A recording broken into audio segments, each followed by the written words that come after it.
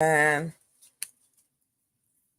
I'm tired. What's up, Devastate? How you doing? Thank you for coming through. I'm late. Oh, I'm late. I fell asleep. I will take my own. It's the word of the day. Accountability. Mm. So we just gonna chill.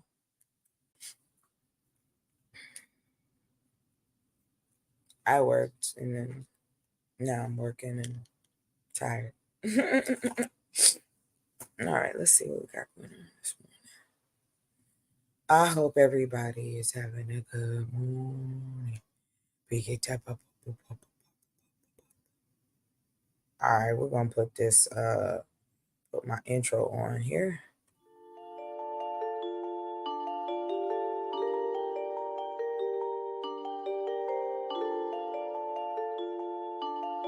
Never going to be a time when you're totally in control. Why Life not? is a constant struggle.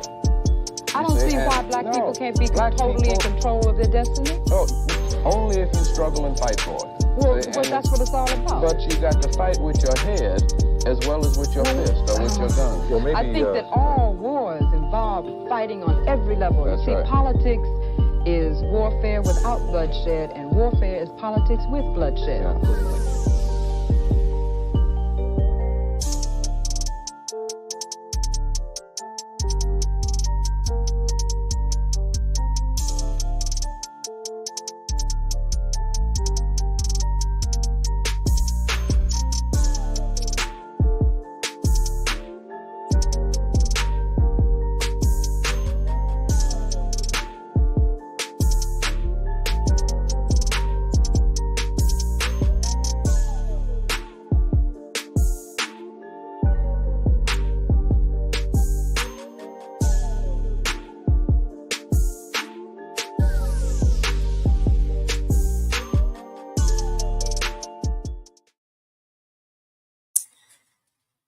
Oh, well, at least I got that together.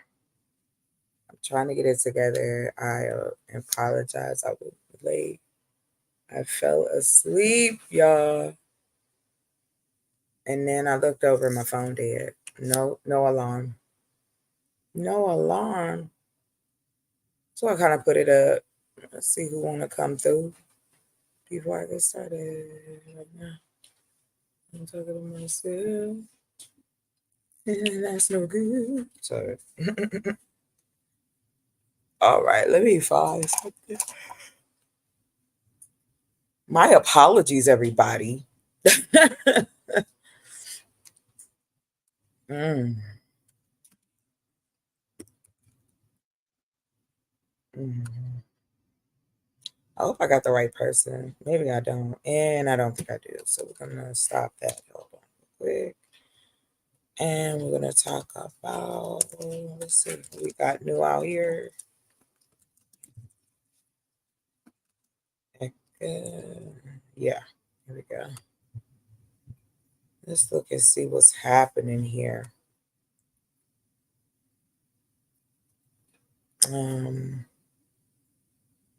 He said it's a myth. Let's see. Oh, okay. Okay. Let me take a look because I was trying to find, something that would be um, interesting. So I wanted to make sure. Now my picture on the side. Don't knock me up. And it's morning time. Ooh, I'm still trying to wake up. Okay, so let us not dilly dally. I don't think we should shame anyone into how we spend our money or whatever. Like it shouldn't matter. It shouldn't matter at all. Um, but we know that it does. So let's look at a few things. I'm trying. Okay. I'm looking for some videos. There's a few I wanted to talk about. Good morning, Peekaboo. And again, shout out to Devastating for coming through. I don't think, oh, I didn't put the link. Let me do that. And kind of gonna chill until we can, I got some folks. Stop. Stop it, cat.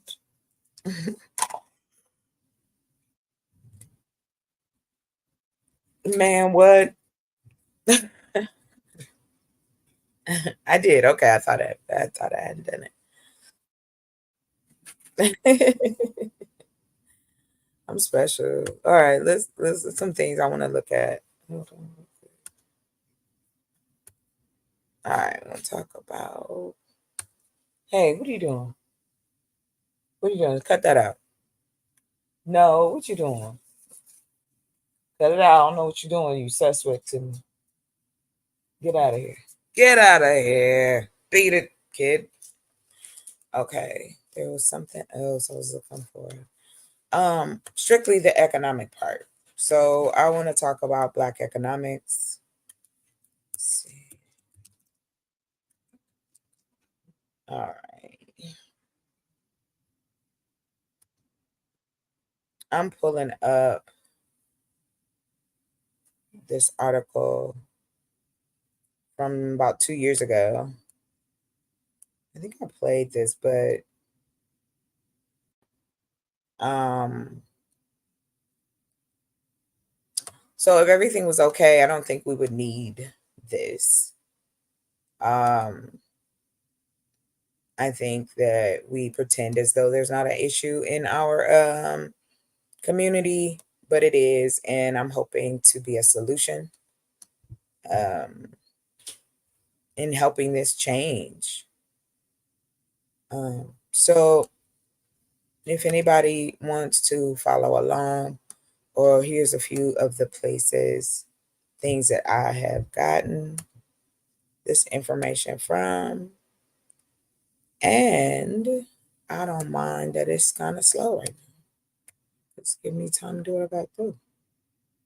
Plus, again, I gotta, I don't even know how many hours I got from yesterday, but I'm gonna check into it. Let me see. That interview, what is her name? Kathleen. I think it's Kathleen. Kathleen. L-E. Kathleen. Oh, man. Let me see. To Panther. Okay, that's her name. Kathleen Cleaver. That's what I was looking for. Okay, so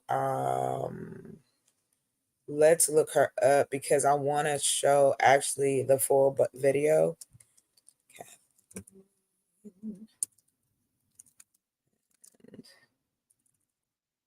What is Eldridge?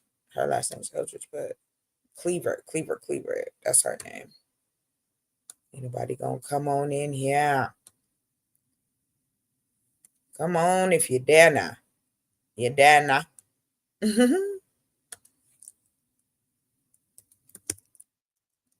Kathleen Cleaver. So that's what we're looking for now. Kathleen Cleaver. Kathleen Cleaver. Okay, so there's the video I was trying to find was the clip of that audio video that was popping off.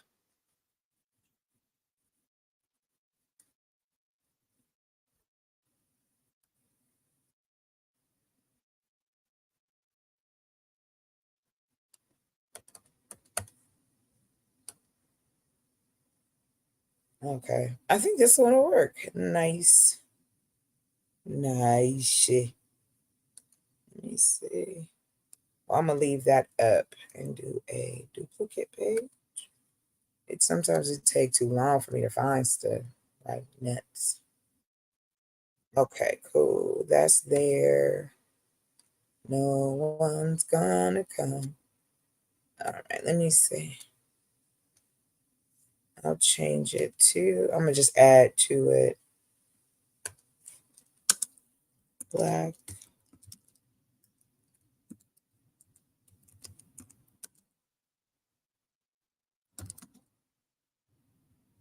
Okay. Say these changes. Titles there. We good to go.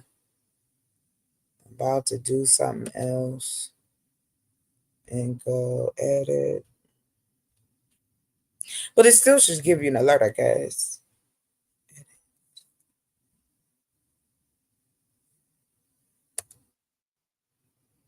Let me see what else we got. Hold on. Something else I was looking at too. I guess it's too early in the morning. Okay. So let me just start by playing that. Let me bring my computer screen into it. Okay. We're going to share this here. And then I don't need that. Then we got that. Okay, cool. All right, let's see here. Mackenzie. We can sign in. I'm going to keep pushing. Not gonna give up. The opportunity for good jobs, it wasn't there, you know, and sadly to say.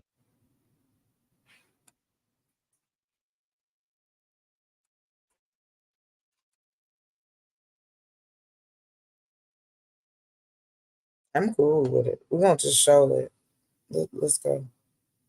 The opportunity for good jobs, it wasn't there, you know, and sadly to say, you know, where I lived in New Orleans is what I've experienced. I think it was more who you know at that time to get that job. And you didn't have to have a degree.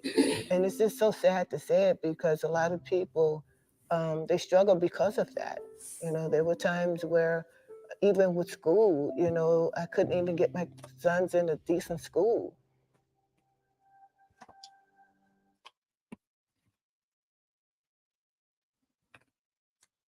This is wild to me. That's only 2 years in, and we still are having these conversations. I mean, it's just a part of what's happening. And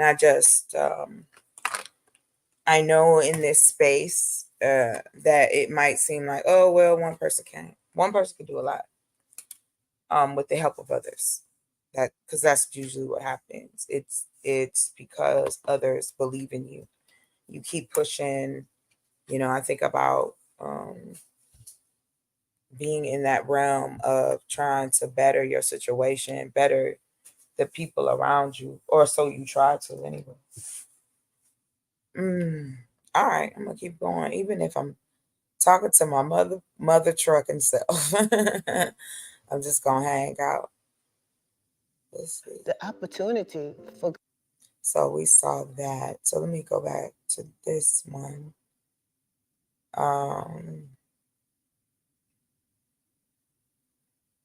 Yeah, I've got some other stuff, but I'm not gonna go into it until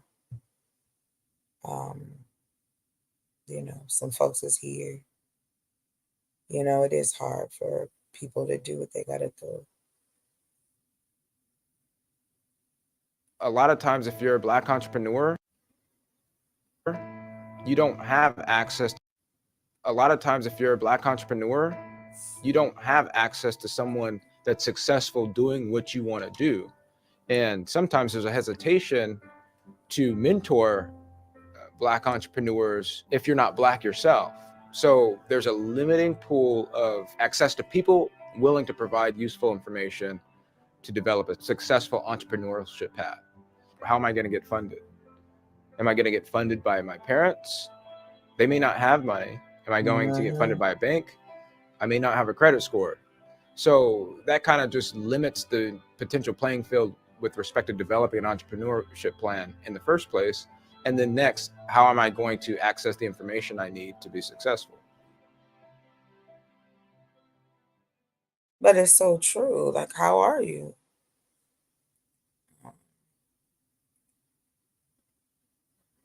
How are you? You know, and it's not, it's just a form, a means that can be beneficial to us all. But I'm gonna go ahead and show my video because if I don't get a lot of people, I'm okay with that. It's just really about investing in the community and trying to make something happen sooner than later. All right, let's see where we're going with it here. It's a great article, by the way. If anybody decides they want it, I put it in the chat. And it gives you such a cool breakdown. So I would suggest you checking it out with Mackenzie. You know, being a business person is hard. It's not when you decide you want to step out and do something different. It's hard, but what encouraged you me gotta to take that with you. offer our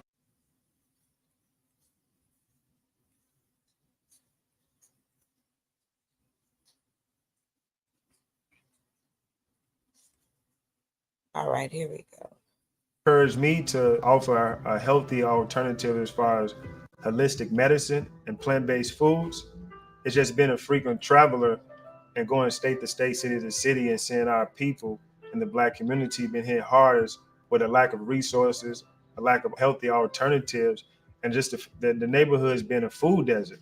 So that would encourage me and motivated me to kind of be that change.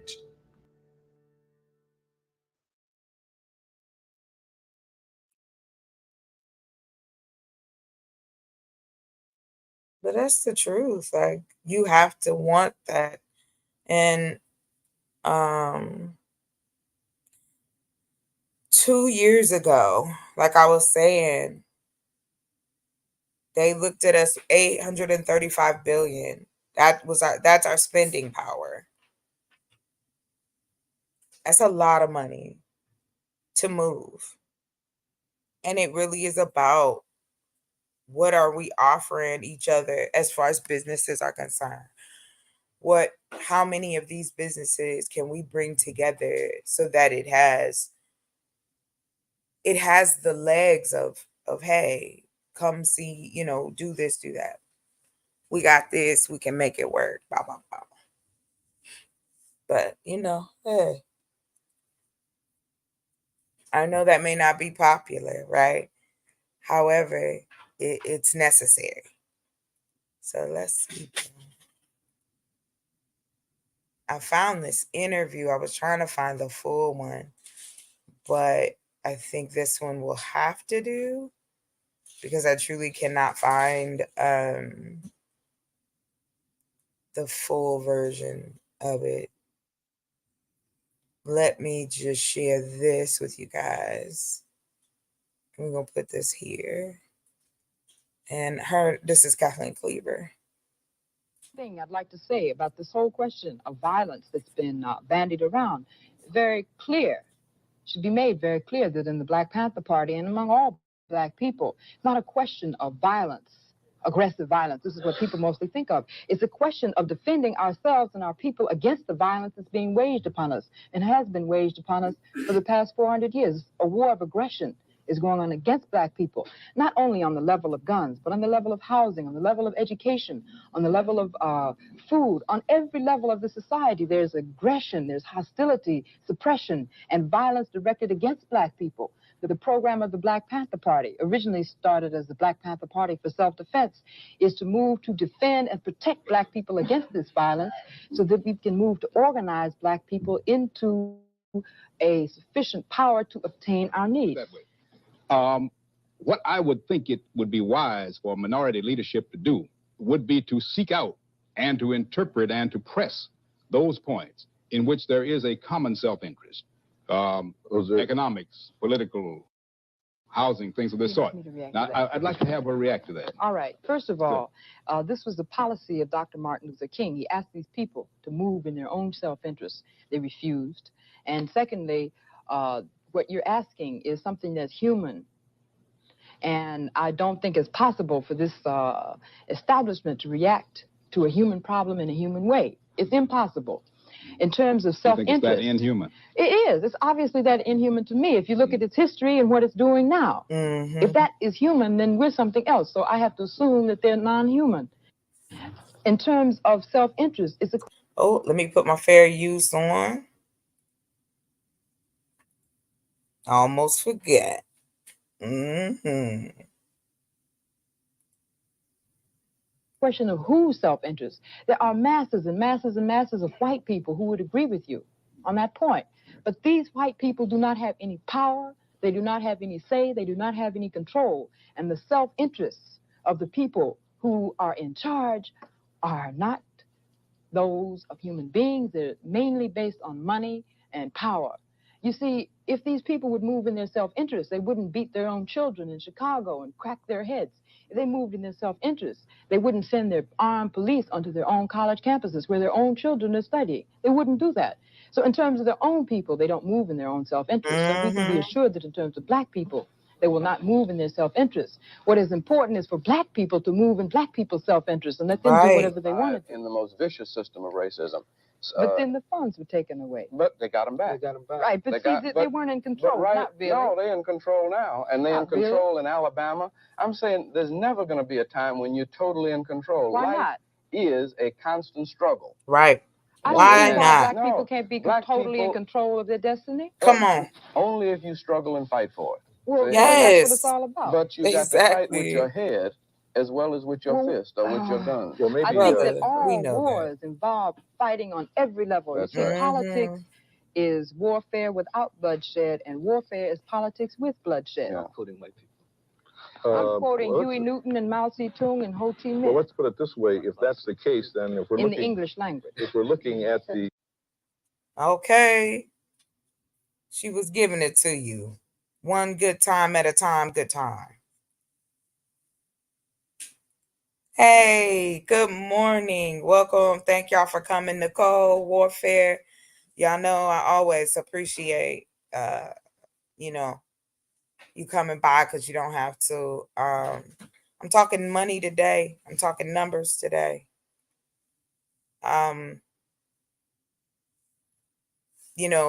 It is. Let me stop this one. Stop sharing. Okay. And we'll go there. Let me change my avatar because I'm holding a turtle. I'm trying to not be cynical per se, but I'm going to say this. There are 5 areas that, with the 3 lanes that I prefer to be in, those 3 lanes can feed into the 5 areas that we're in trouble as a community. Whether you believe me or not, numbers don't lie. Unless the person who getting them numbers is lying. So we're going to have to take it, It's the best I can do at this point. Let me see here. Am I able to do this? Hold on. Don't cloud me, y'all. I probably look tired. The panel is open as well, so if you want to, you're more than welcome. I've been grinding, working, trying to get things moving faster. Just a little faster. Give you a little Tina there, like y'all ain't even know that. Y'all ain't even know that was. It wasn't. I'm sorry. It wasn't. It's giving not her. Hold on, let me make sure it cannot be seen this morning. Oh yeah. Okay. Good morning. Yeah. Oh, I hate the way this looks. It looks like I have no neck, but I do, I promise. I just wanted to get on camera so people could see my face.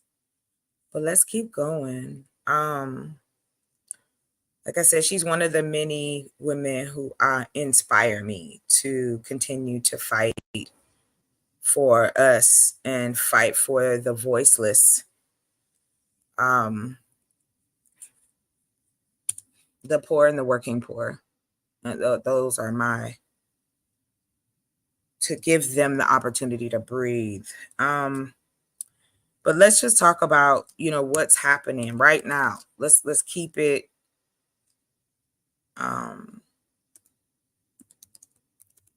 let's keep it classy, everyone. Let's keep it classy. Let me see something here. That wasn't. I'm trying to find us something just a little more recent. When I was trying to do the show and it went another direction, because what I found out was that there was a study done as far as the strengths of the Black family, as far as what we have in our pockets, so to speak. They said that compared to white families at $171,000 value of wealth they may be available to, these are estimates. However, ours didn't even make it to 20,000. That's what they found in the study that they did.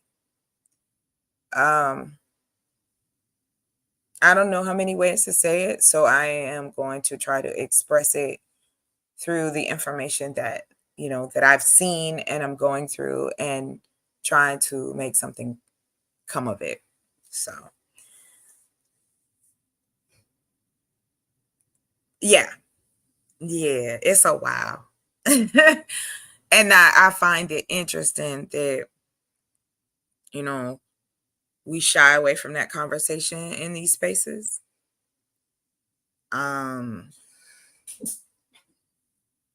Bless you, babe. Taking care of our own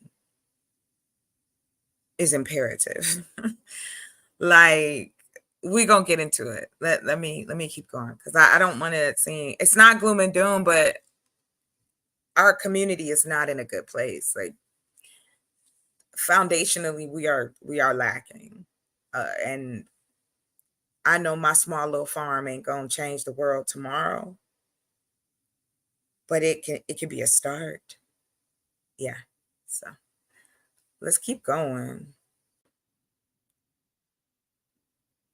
Okay, so I want to talk about the things that I was talking about, those 5 areas. So let me bring this back.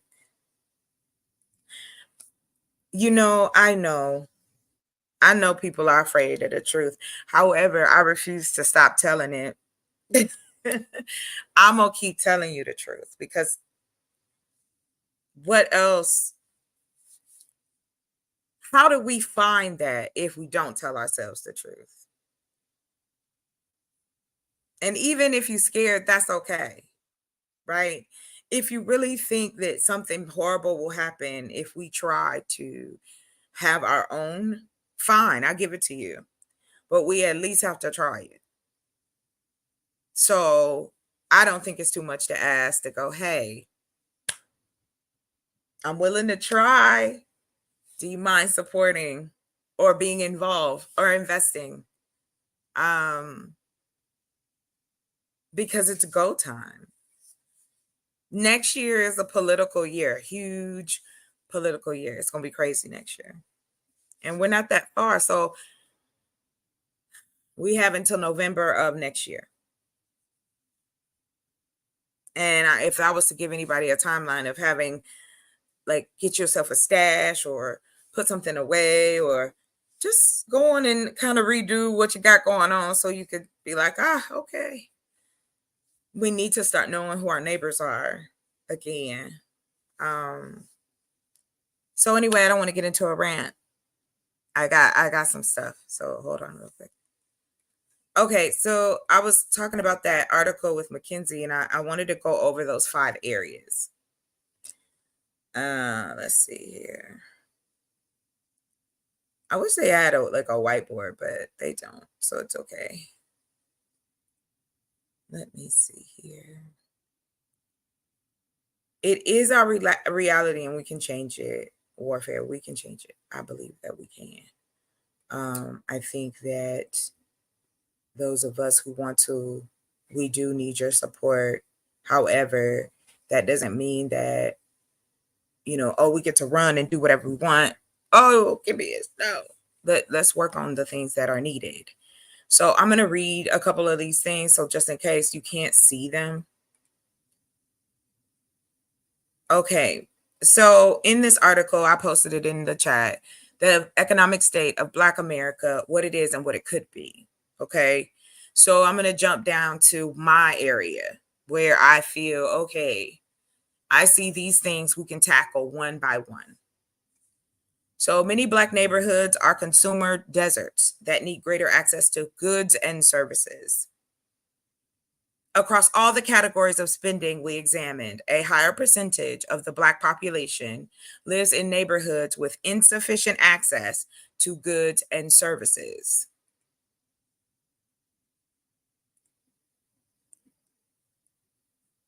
Goods and services.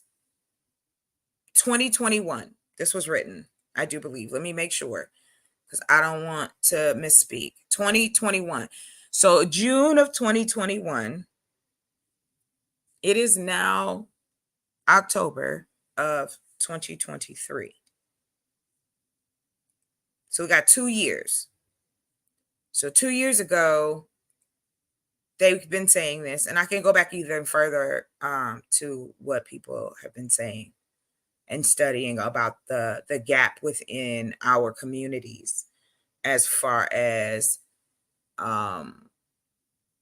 we know that there is systematic racism. We know that there are barriers. However, there is a path, the path that I believe. I'm not saying it's the only path, and I'm not saying it's the most correct path, but I do think it is a path.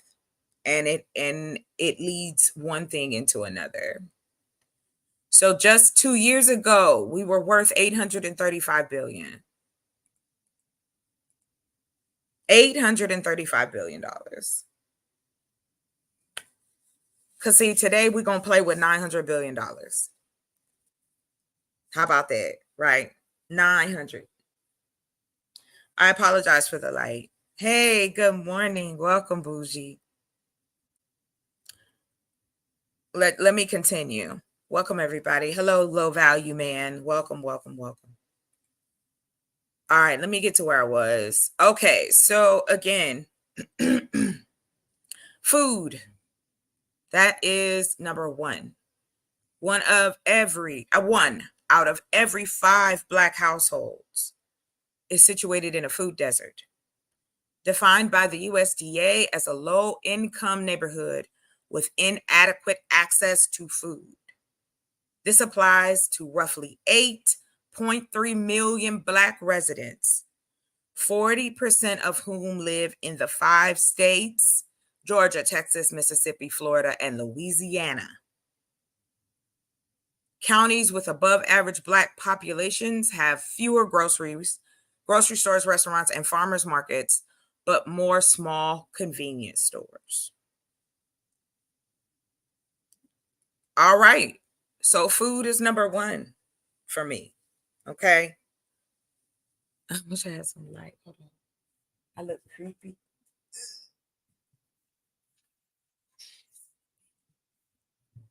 It ain't even help. You just got to see me. I'm about to stay in the dark right now. All right, let's keep going. And welcome. I'm in it. We're in the number. So I want you guys to put into mind $900 billion. If you ain't never thought about that much money, just stick it in your head real quick. $900 billion. Let's continue. Housing. The U.S. Department of Housing and Urban Development defines households as cost burdened, when more than 30% of their gross income goes toward housing. And in 2019, this applied to 53.7% of Black renter households, not homeowners, renters. These gaps are the result of shortage of affordable housing in majority Black neighborhoods, combined with a long history of discriminatory practices preventing Black Americans from moving into white neighborhoods. Now, come on. We're going to keep, this was just 2 years ago. Let me put my glasses on. I'm out here reading, looking crazy. No, I didn't want to be too sexy today. I ain't put no makeup on or nothing because I want to focus in on this. So this is my lounge business look. Okay, here we go. Healthcare. Black Americans are nearly 2.4 times more likely than white Americans to live in a neighborhood with limited healthcare services, defined as areas that are either medically underserved or have too few providers relative to the population. 1 in 4 Black respondents to Kaiser Family Foundation survey in 2020 reported difficulties in finding conveniently located health care. So we've got food and healthcare already. These aren't areas that I just made up in my head, like for real. They've been studying this for a minute, and now here we are, and we haven't done anything about it. Not enough to make a dent. Let's say that. Because I know folks be coming for me. No, chocolate. There's one already. You don't have to build nothing because it's one dude doing it in Alaska. That's what I get. All right, here we go. Broadband. Okay, so we on the internet all the time, but we don't own any pieces of it.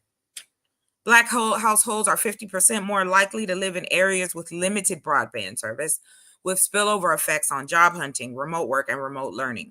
In some urban neighborhoods, networks are in place, but many internet service providers impose credit checks or require cash deposits from new customers, and they disproportionately turn away Black households. Yet Black consumers are actually more likely to participate in e-commerce. They have compensated for broadband gaps by becoming mobile first. So what that means basically is that even though these people don't want to help us and put things in place for our neighborhoods to survive, we said, fuck all that and got on to use our phones. Yeah. Subtext. There you go. Get you that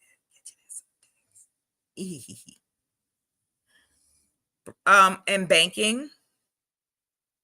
Bank branches have been closing rapidly in recent years, and Black Americans are disproportionately likely to live in bank deserts, whether urban or rural. According to the FDIC data, nearly half of all Black households were unbanked in 2017, compared to just 20% of white households.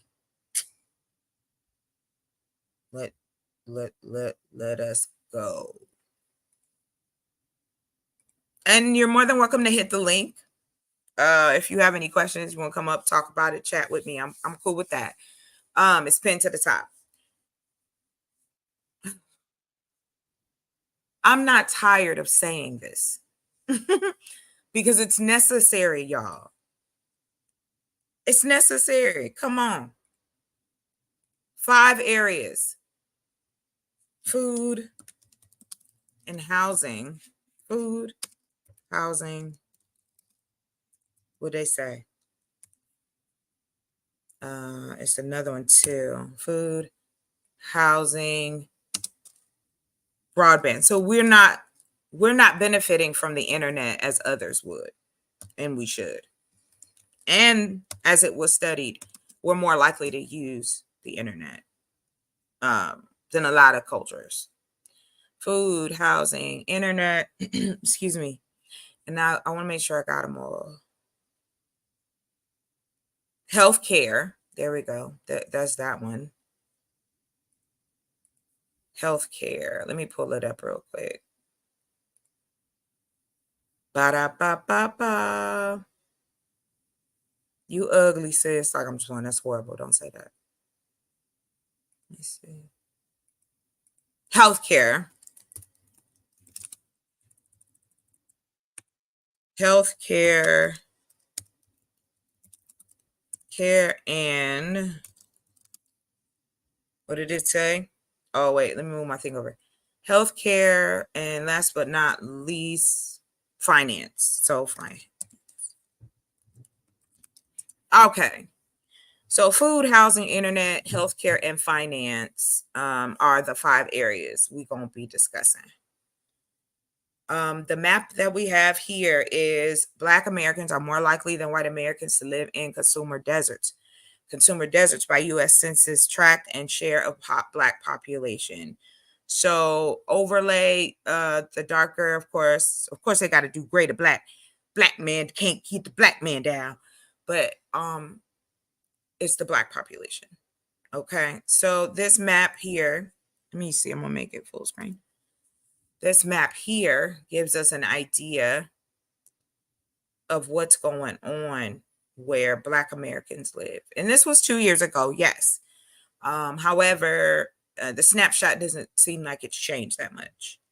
So for housing, let's take a look at how they break this down. So we're going to pick, let's pick, no, I don't want to pick California. Pennsylvania. Let's pick my old house, old home.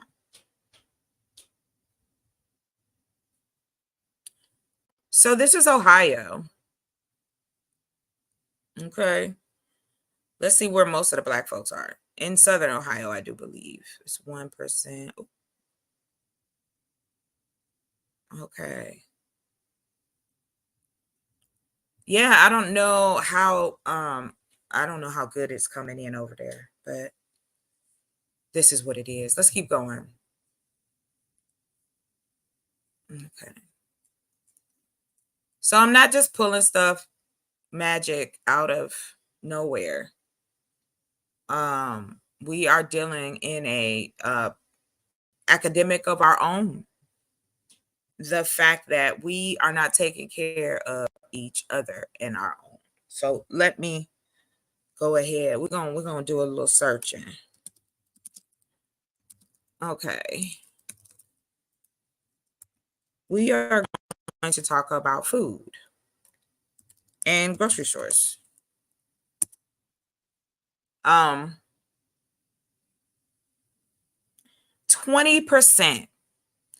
almost 20%. So we're going to play with another number. Hi. How are you, Bougie? Sir, Mr. Leonard. Welcome, sir. How are you? Good morning. Oh, well, it's afternoon here, Oh, yeah. but Oh, yeah, I'm good. I'm good. good. What Yeah. brings you to Well, I was listening to the points that you were making according to the data that you were reading. Mhm. I'm like, ooh, boy, does that sound like where I grew up. Yeah. Right. Unfortunately, these places still exist. And as much as we want to think Black folks have evolved financially, we haven't. That would be a smokescreen in itself.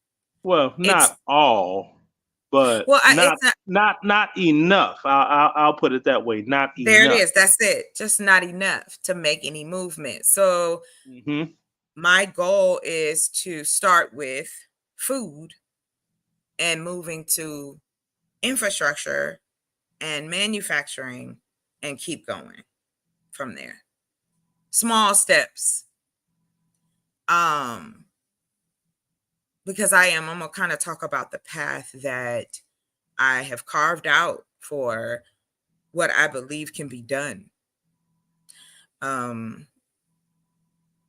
We have the ability to do a lot more because of the technology that's available. So, what say you, sir? Well, what say I saw? Mm-hmm. Tea and crumpets. Tea, sir. What I say, I don't know where my relatives that still live where I grew up grocery shop other than one location. Mm. Other than that, I know of a secondary location, but man, you talking Yeah. about Yeah.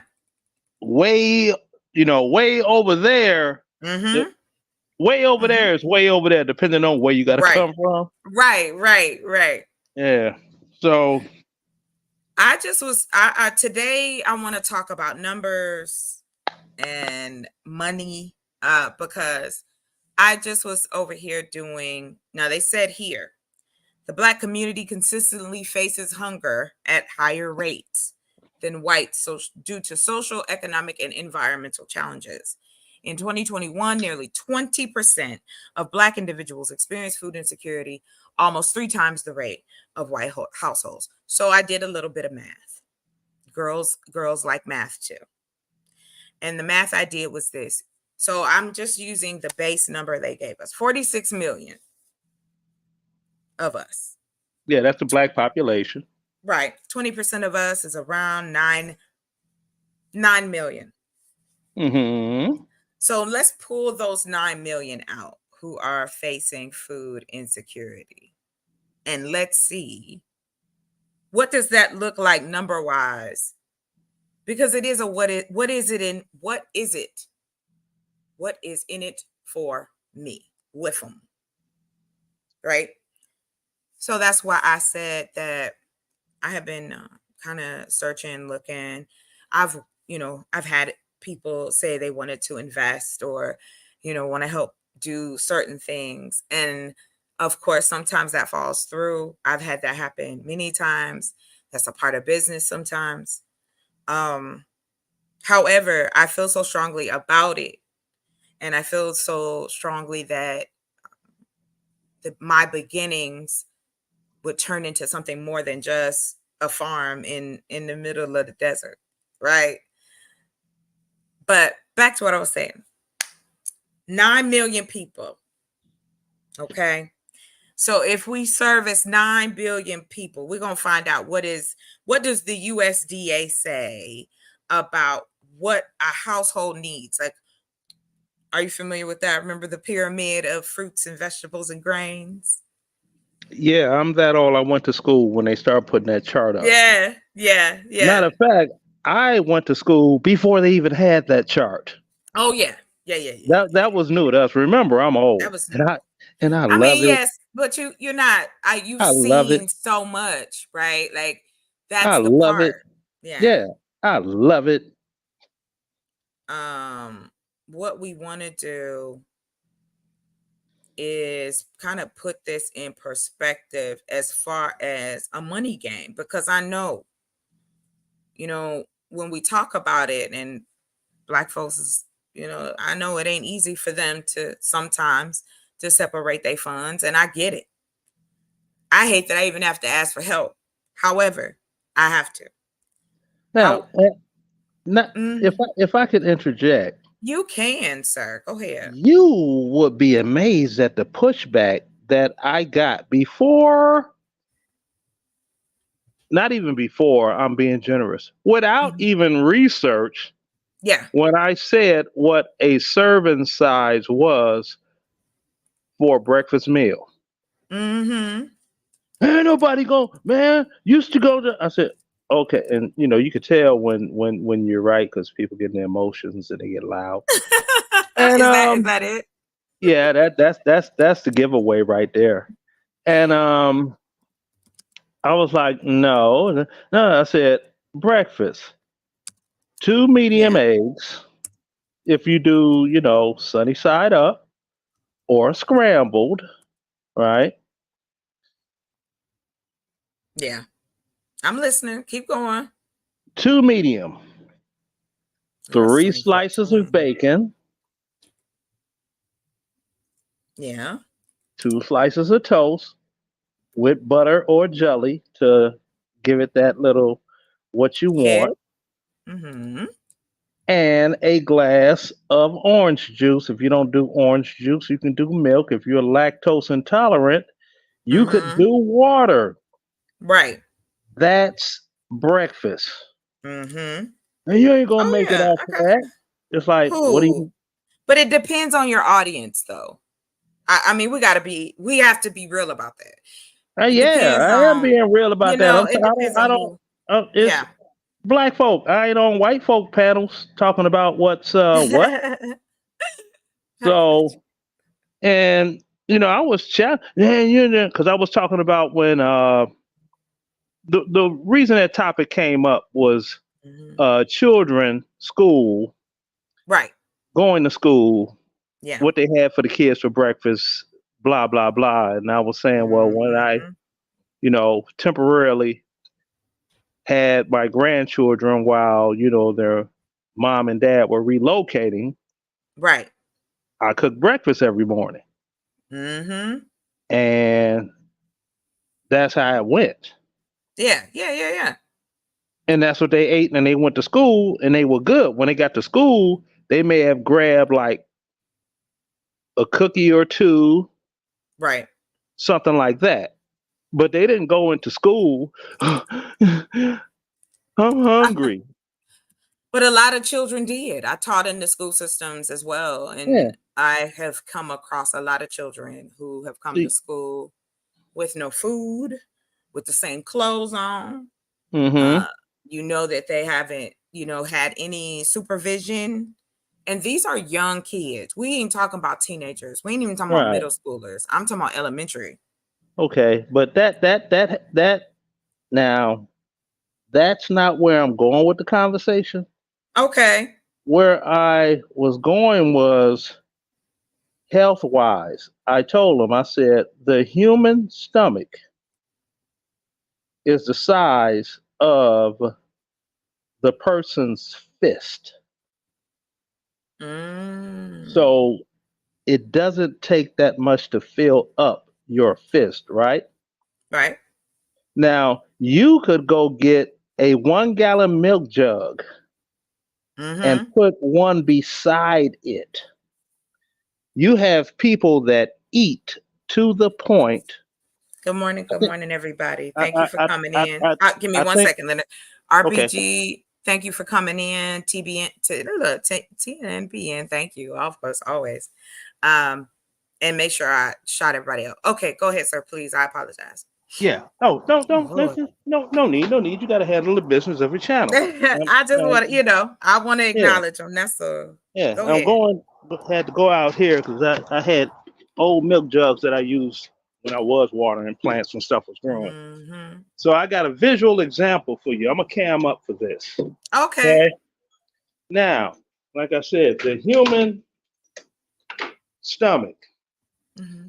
is generally the size of the fist of said person, right? Mm-hmm. Okay. Mm-hmm. Now, I got on gym shorts. Don't think I'm sitting up here in my drawers. Oh, Lord have mercy. I wouldn't go. I have to put the disclaimer out there because you know how people be acting a damn fool. Look, you see, he's sitting there in his drawer. No, I'm not. I got on gym shorts. I don't think the crew that come and see me are like that. So we good. Right. Now, this is my fist, right? Mm-hmm. This is my stomach right here, the size of the fist, right? Got it. Yes. This is 1 gallon of milk. Can you imagine my stomach being stretched out to this point? I've seen it. But that's what I'm saying. A stomach can be stretched out to this size, whereas it's going to take more than a normal serving of food to fill it. See? And Yeah. you had the Get Fresh crew. They wanted to debate me on that. And I'm sitting here like, there's no debate. Just look up. No, just because you said something, it's like, I said, that's this thing it was around way before I was born, and I'm old. That is funny. It's something called research. Right. And I'm glad that you said that. Speaking of research, so I want to focus in on food, like you said. The cost of opening a grocery store. Oh my Right. Lord. So hold on real quick. I wanted to pull this up. I like to have some sources. Ooh, you finna give a number that blows somebody's mind. Not really. There is a couple of places you can start a small grocery store, a big grocery store, a medium size. So you can start on average, you can do a small grocery store for about $8,000. Peace Omni, welcome. Hit the link, sir. So it ranges. You can go in the millions or you can start small. $25,000 is the smallest. 25. Yeah, I finna say there you go. Because when you said the number you just said, Well, no, I'm singular. saying it's range, and in the middle, it's 250,000. So let's a full but- grocery store, like a nice size. Do you have Kroger's or Fry's or? Oh what do no, you no, have no. up there? Let's not go into, because those are corporate grocery stores. No, and the reason I'm using them though, they are our example because we don't have an example of a small chain. We don't even have a small chain of grocery stores that are catering to these neighborhoods that I'm talking. Oh, We at don't all. even have that. At But all. if we do, we have right at all. So we have manufacturers who are making bread, pies. You got a lot of Black people in the food industry, but they're fighting to have places in corporate grocery stores. You see what I mean?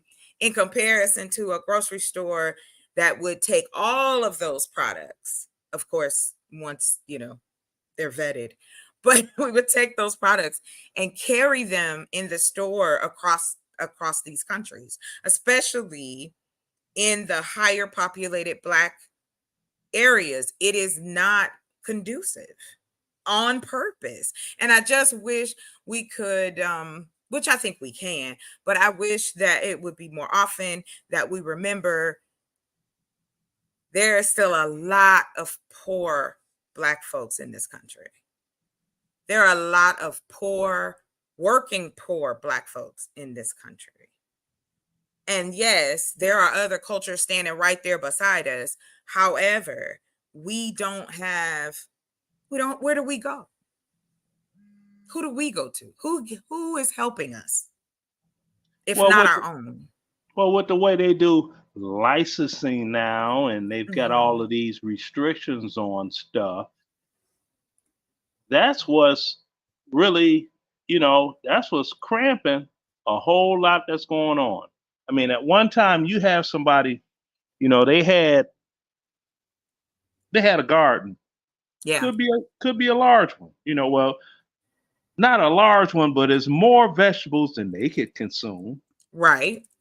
And they could doggone harvest the vegetables and sell them right there on a cart, right? Fresh vegetables. Oh, Yeah. you do that. You do that now. You got to have a peddler's license. And then if you're selling any type of food products, you have to have all of these, these little, things you have to pay for. Just like, for instance, and I'll be brief because I know you're trying to get to a point.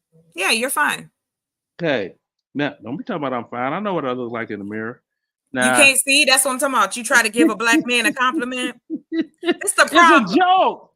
This is the second problem time right that here. joke I'm went just- right over your head. I'm just messing with you. But it's the second time. I'm like, no, it normally hasn't. I got yes, it. it is. Normally that joke works. It don't work with you. I gotta remix my joke. Now, Okay. That's like somebody was talking. That's like us on this panel. Somebody like, evidently you ain't looked in the mirror lately. I'm like, well, why should I hurt my own Ooh. feelings? That shut them down. They ain't had nothing to say afterwards. But I anyway, guess not, right? Like what? Okay. yeah, You're that's so like funny. I there are can't. people that have events, right? Mm-hmm. And they'll say, okay, we're gonna have vendors, right? Mm-hmm. Now you'll have people that cook food, right? Mm-hmm.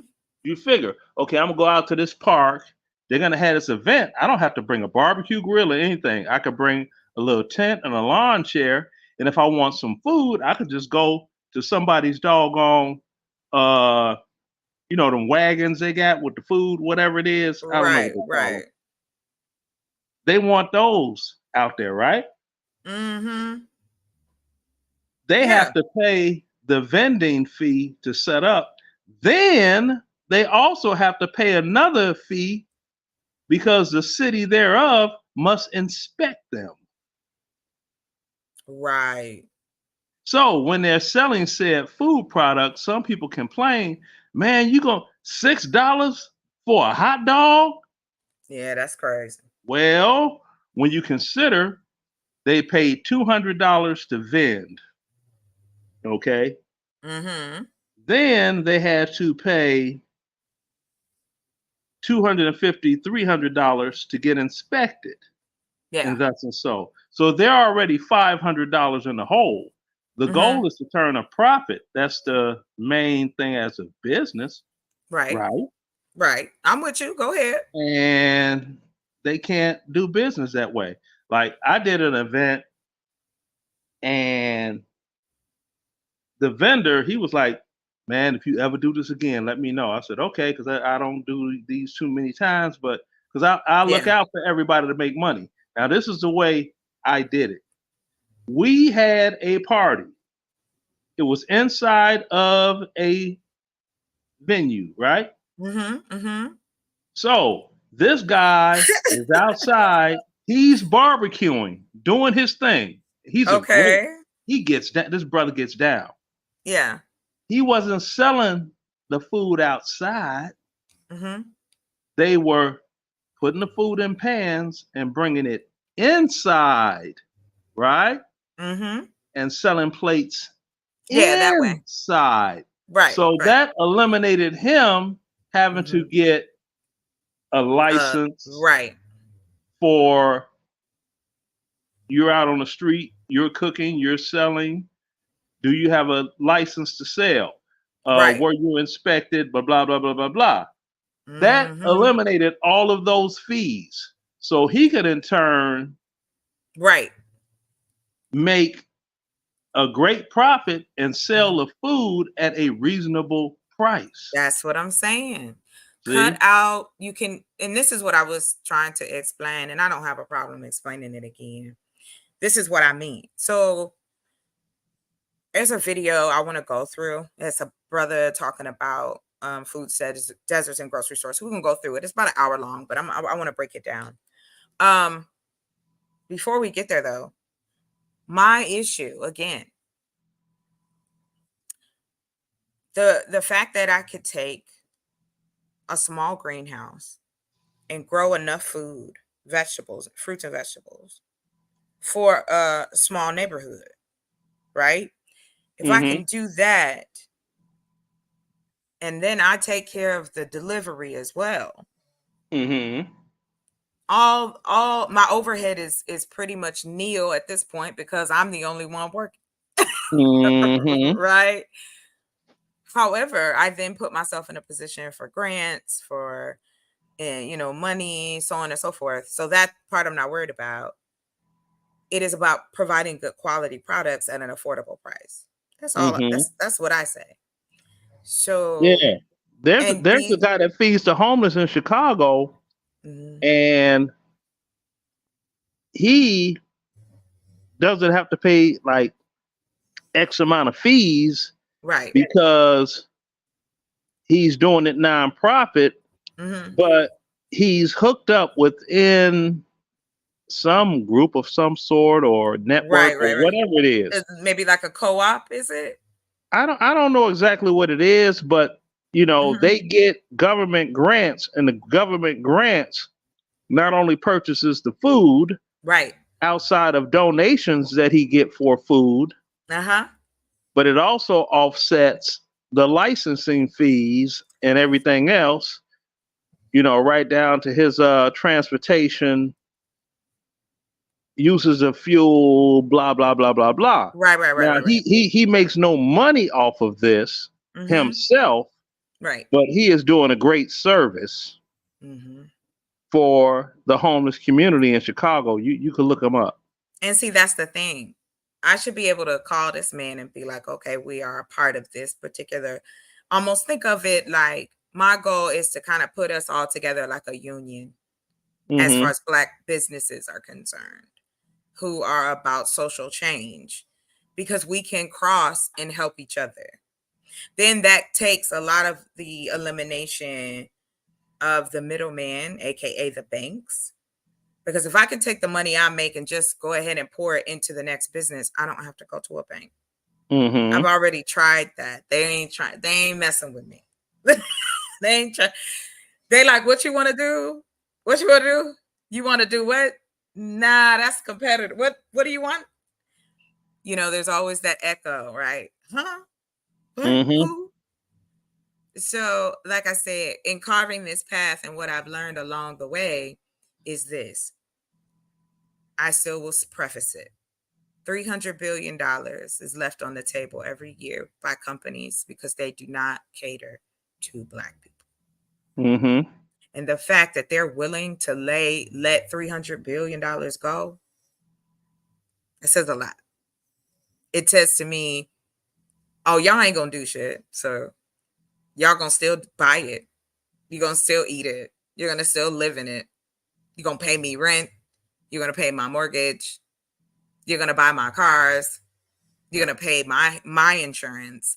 Everything belongs to the people we swear we want to get from under. Yeah, because you have to pay all those fees for them. But when you have like something that could literally be done Mhm. in where I come from, you have a lot of vacant land. Right. They never built more houses on top of the houses that were torn down because Mhm. they became uh crack dens, for the lack of a better term, Right. caught on fire. Mhm. The original owner got the insurance money. It's like, I want nothing to do with the property. City Right. tore it down. You've got plenty of vacant lots. If people Mhm. were willing to work that soil, they could work that soil as a group per block, and they would have enough fresh vegetables to feed Mhm. more. They would have vegetables to actually give away, you know. Right. But people aren't thinking on that level. And I could understand why, because if you're currently starving, your future thought is, where's my next meal coming And from? this is what I was talking about. Mm-hmm. Yes, we're exactly on the same page, because how am I supposed to worry about what's happening outside when I can't feed my family, Mm-hmm. when I can't feed myself? So I want to go through this video of this brother who these brothers who have a grocery store are starting to open one up. I don't want to speak it wrong, so we'll go through it and stop and do all that happy go lucky shit. All right. So the name of the show, let me get these brothers' names.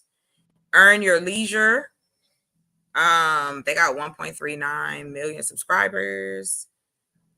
And they talking about some stuff that I think is really cool. So let me bring it up and we'll go through it. Let me see. I appreciate you joining me, Mr. Leonard. Let me see this one. No. Here we go. Okay. All right. Let's go here. So we're gonna kind of skip around. Fair use. when I was in Baltimore. We'll talk about that. But I did This was a a study on food. This is a year old. Hold on real quick. This is the intro. We're just gonna jump right into it and listen to what this brother got to say. All right, here we go. Fair use in the game. Yeah. Appreciate that, brother. And we ran into each other at InvestFest as well. I said so we got a classic on the way, so Yeah. I'm happy that you're here to make this happen. So I want to get into it, but before I do, I want to just kind of give some historical reference points for people that they might have heard of Black Wall Street, but they don't really know too much. Like, why is Tulsa important? Why is North Tulsa, Black Wall Street? Why is it important historically, and why is it still important now? Man, great question. The thing that happened in 1921, the race massacre, can never be quantified because we don't know how many Amazon inventors were there, how many iPhone, patents were there, how many things that we have today, really we could have had back then. Tulsa at that time and Oklahoma really was considered a refuge for Blacks. And there was at that time more millionaires per capita than any other state. More Black millionaires. So that's crazy. In 1921, think about the wealth that would equate to today had that continued. And so, a young Black got on an elevator. The story is that she said, he said that he was attacked, or he attacked her. She ran out, which wasn't true at all, of the elevator. And all of a sudden, they're going to lynch him. And some Blacks, wealthy Blacks, got together, former military, and said, we're not going to let this happen in our community. Look like, right? Because I I've never apologize. I'm just gonna keep it pushing. So you was all right. So the two, it wasn't so much like crowdfunding, it was just like donations. Yeah. That raised, that helped outside of your money. That award years ago, and they were the Food Desert Federal Award. They got the $4.1 million years ago, but never had a person that would take the reins of that. They had two groups that said they would do it. They fell off. I left my job not knowing what the next step was going to be, but I always knew I was going to be an entrepreneur, serve people. Long story short, with Vanessa, with Rose and our team, we just began to just knock on those doors. And we didn't even really have to knock on the doors because people knew North Tulsa was a food desert, and everybody knew the centennial was coming up. So somebody better be a part of saying something happened in North Tulsa, something happened in Black Wall Street. And so we give credit to everybody that's helped us build that grocery store, that gave. And we just serving people, man, giving apples, giving hope. So you was all right. So the two, it wasn't so much like crowdfunding, it was just like donations. Yeah. That raised, that helped outside of your money, and then probably friends, family, whatever. And then the community just kind of raised and gave donations, and that equaled that $2 million. Yep, the 2.5 that came in. But yeah, it was really private money. It wasn't really even donations. We went to a few different foundations that we had relationship with. That's why your gift makes room for you. And so we had those relationships in my other role. And so going with Councilor Harper and Rose, the other partners, people said, we want to give to this. So city council is playing a major role in this. The mayor is obviously playing. They were all on the same page as you. Like, were they coming in like, hey, this is an idea that you're the person that executed, or they're like, all right, can we partner with him to get this done? What was that like dealing with city council, the mayor? I'm sure there's other people that probably don't want you to get it done, and then you have a lot of constituents that are saying like, we need this. North Tulsa needs this. It's been a 14-year drought. What was that experience like for you? The mayor was also behind it as well and helped open up doors. And so that public-private partnership, I keep going back to that because there are dollars, federal dollars, county dollars, state dollars that every state has, but they get to decide where they spend their money. Well, it's good that our mayor and city councilor said, we got to address this food desert issue in North Tulsa. AJ, we feel you're the one to do that. We'll open up our connections, our resources, to help you get that done, but you got to own this thing. Oh, by the way, make sure it don't fail, because Black businesses in underserved communities, there's not a lot of successful data yet, but Earn Your Leisure, y'all changing that. We changing that. And so we raised that money, and we've got 41 people on staff. Most of them live right there in North Tulsa. So that was key for me, is that we have to hire from the community. We can't hire people that don't look like us. Well, now we do have a very diverse staff. I mean, like my wife is Asian, so obviously we are diverse. But we wanted to show people. Just wanted to pause it real quick and say something petty. You know, that's funny, because does that make him any less black because he has an Asian wife? I know we're not talking about that, but I hear it and I just like, well, what does that matter? And I like the fact that it, you know, it doesn't change who you are as a person. If you care about your community, you care. That's all. That's all I'm gonna say. Because I never saw growing up somebody that looked like me own a business. So now for the other little AJs, the other little Rashads and Troys in the world, we're showing them a model like, hey, if we can do it, y'all can do it too. Yeah, you said something very important about the nonprofit piece. And you said, when you come to the Fresh Market, we're going to give you financial literacy. If you need help with your rent, we can help with that. If my son needs glasses, what does that look like, right? Because I've never experienced anything like that. So how do you incorporate all these things inside of the Fresh Market itself? It's crazy. I just go with my gut. Like there's no real formula. Like we have what we call First Saturdays. So every first Saturday we give away thousands of dollars worth of groceries, but we bring in the glass. Like, so how does it work? The connections that we have, I hit them up and I say, hey, you're in the mental health space, you're in the medical space, you're in the banking space, you're in the real estate space. I want y'all all to show up on this day. And we're going to. Wait a minute. TMBN, tell me why he sold out. Please explain. I want to know your thought process on that. I knew it was coming. I didn't say anything though. Not you, Leonard. Not you, I Leonard. know, not me, but I'm just saying. I knew as soon as he said, "Well, my wife is Asian," I'm like, dun dun dun. It's coming. That's funny. Yeah, I was like, I'm not gonna say nothing, but it's coming. It's gonna happen. It's, you know. Yeah. But no, tell me, don't smile, TMBN. Tell me why he sold out. Because his wife, is it because of his wife or something else? Just tell me. Don't put the ugly emoji face in there. So, you know what's funny is, and not to knock anybody, you feel the way you feel. It's the same shit that I get. I get beef because I'm not married. I need a man to build with. That's what I get. You need to go find you a white man. I've had black men in this space tell me that, because I want to really make an impact in my community. You would think that'd be popular, but it's not. But I'm not doing it to be popular. I just see that there's a way that I can do the two things that I love the most, which is helping people and taking care of my family, my friends and family. And so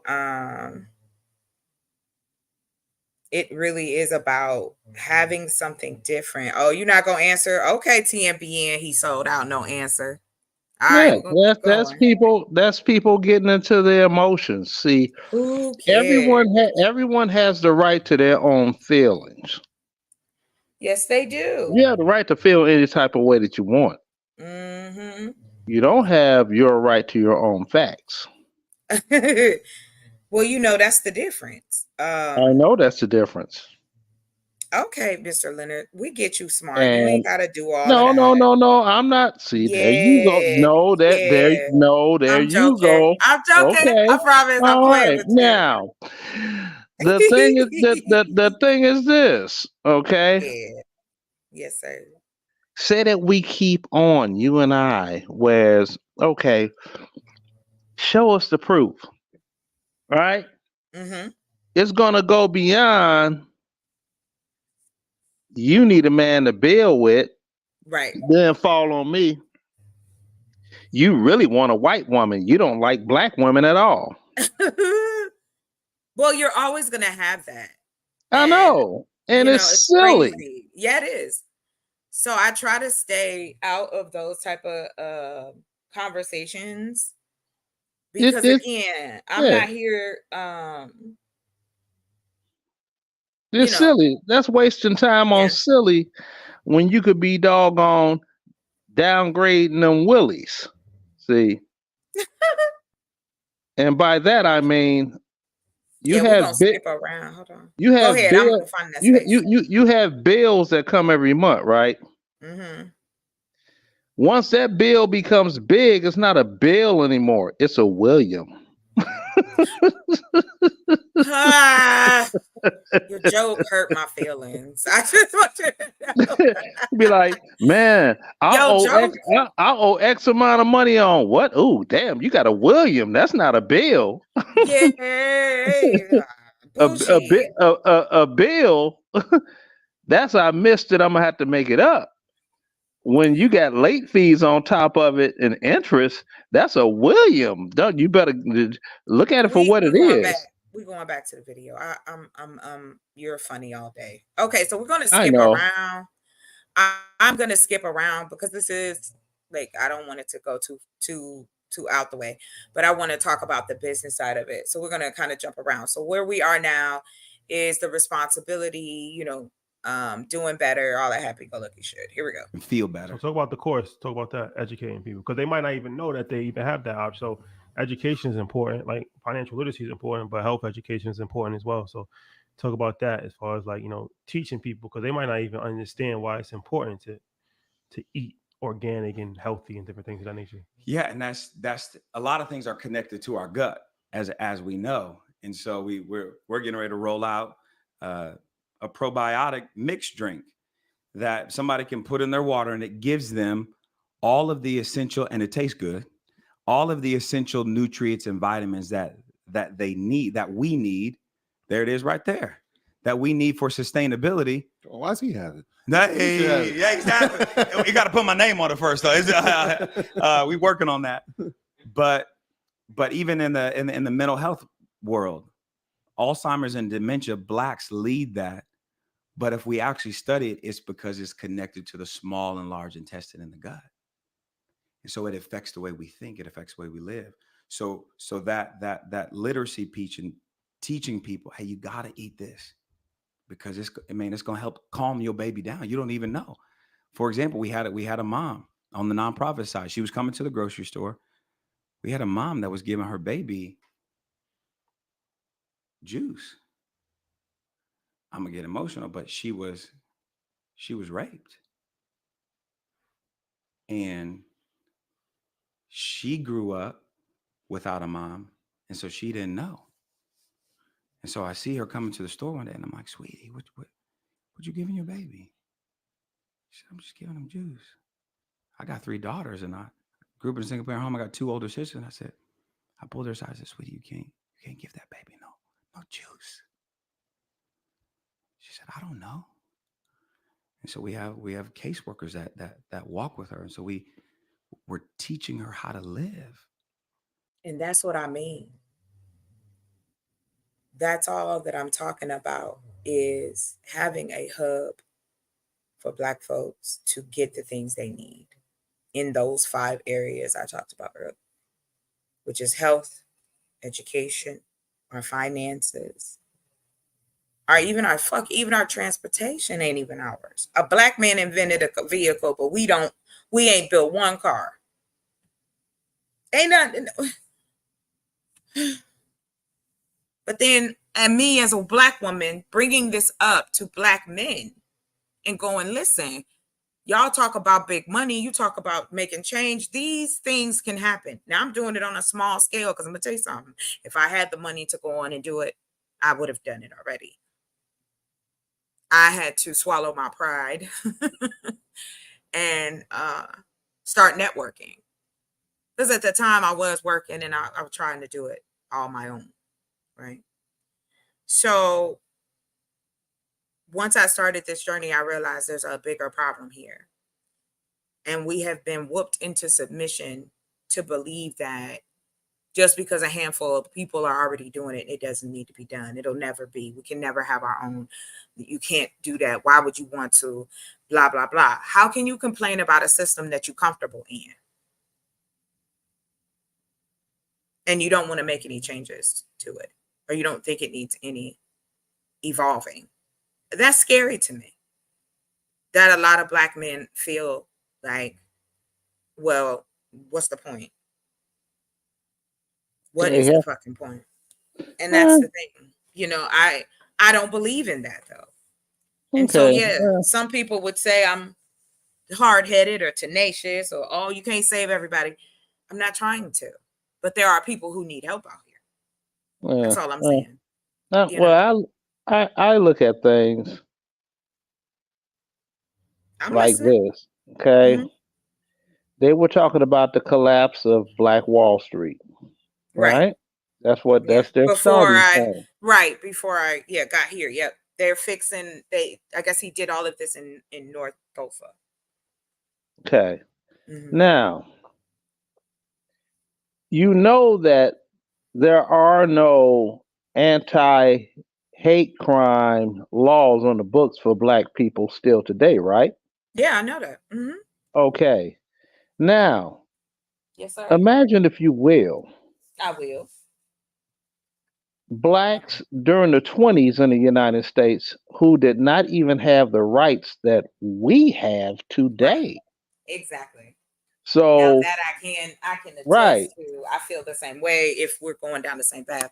Go ahead, continue, sir. So I'm looking at things as of, okay, Black people were very innovative, but the biggest speed bump hamper in innovation was the lack of legal protection and the lack of financing. See, laws and money go hand in hand. Exactly. Like that term, they said I'm glad you said that. Mm-hmm. Go ahead, sir. You could buy justice. Yep. See, so laws and money go hand in hand. All day.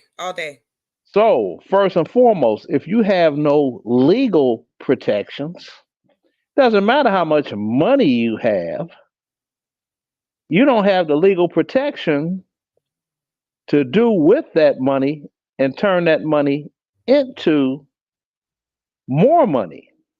You see what I'm saying? Mm-hmm. Mm-hmm. Now, a lot of people, they go under the doggone screen of there's racism and white folk and this. It's like, okay, you want to look behind those curtains. And see, that's where a lot of people go wrong. They look at things superficial, the superficial. They don't look beyond. And if you look beyond, you see the truth. It's right there. But people get so emotionally entwined with the superficial that they miss the bigger picture. You change a community. Here's a young Black girl that got raped, and thank God it was her decision. She kept the baby, but she didn't know that you're actually hurting the baby because she was never shown that. She was never taught. There is a baby juice that's out there. She was giving them adult baby juice. Adult, I was like Kool-Aid or something? Not like Kool-Aid. Yeah. That's what it was. If you out there giving your baby 6 months or less juice, stop it. Grape or red. EYL Foods coming soon. We're going to teach you. Grape or red. Grape drink. It's a sweet one. Nah, but the education is important. But you know what? That's the only thing I don't like about that argument. You can't take things away and not replace it with something. You ain't there yet. That's like me telling people, "Oh, don't go to the grocery store, buy no fruits and vegetables. I'm growing some." Come on, yo. Stop that. Stop that. And that is pretty much what I try to convey to people. But too many of us are too hard to reach because of the superficial get into emotions, and then I'm quite sure you've noticed Mm-hmm. those that believe if they speak the loudest, that makes them right. No, it just makes you loud. That's all. See, so when you have that type of situation going on, there you go. Yeah. And then you have those that want to,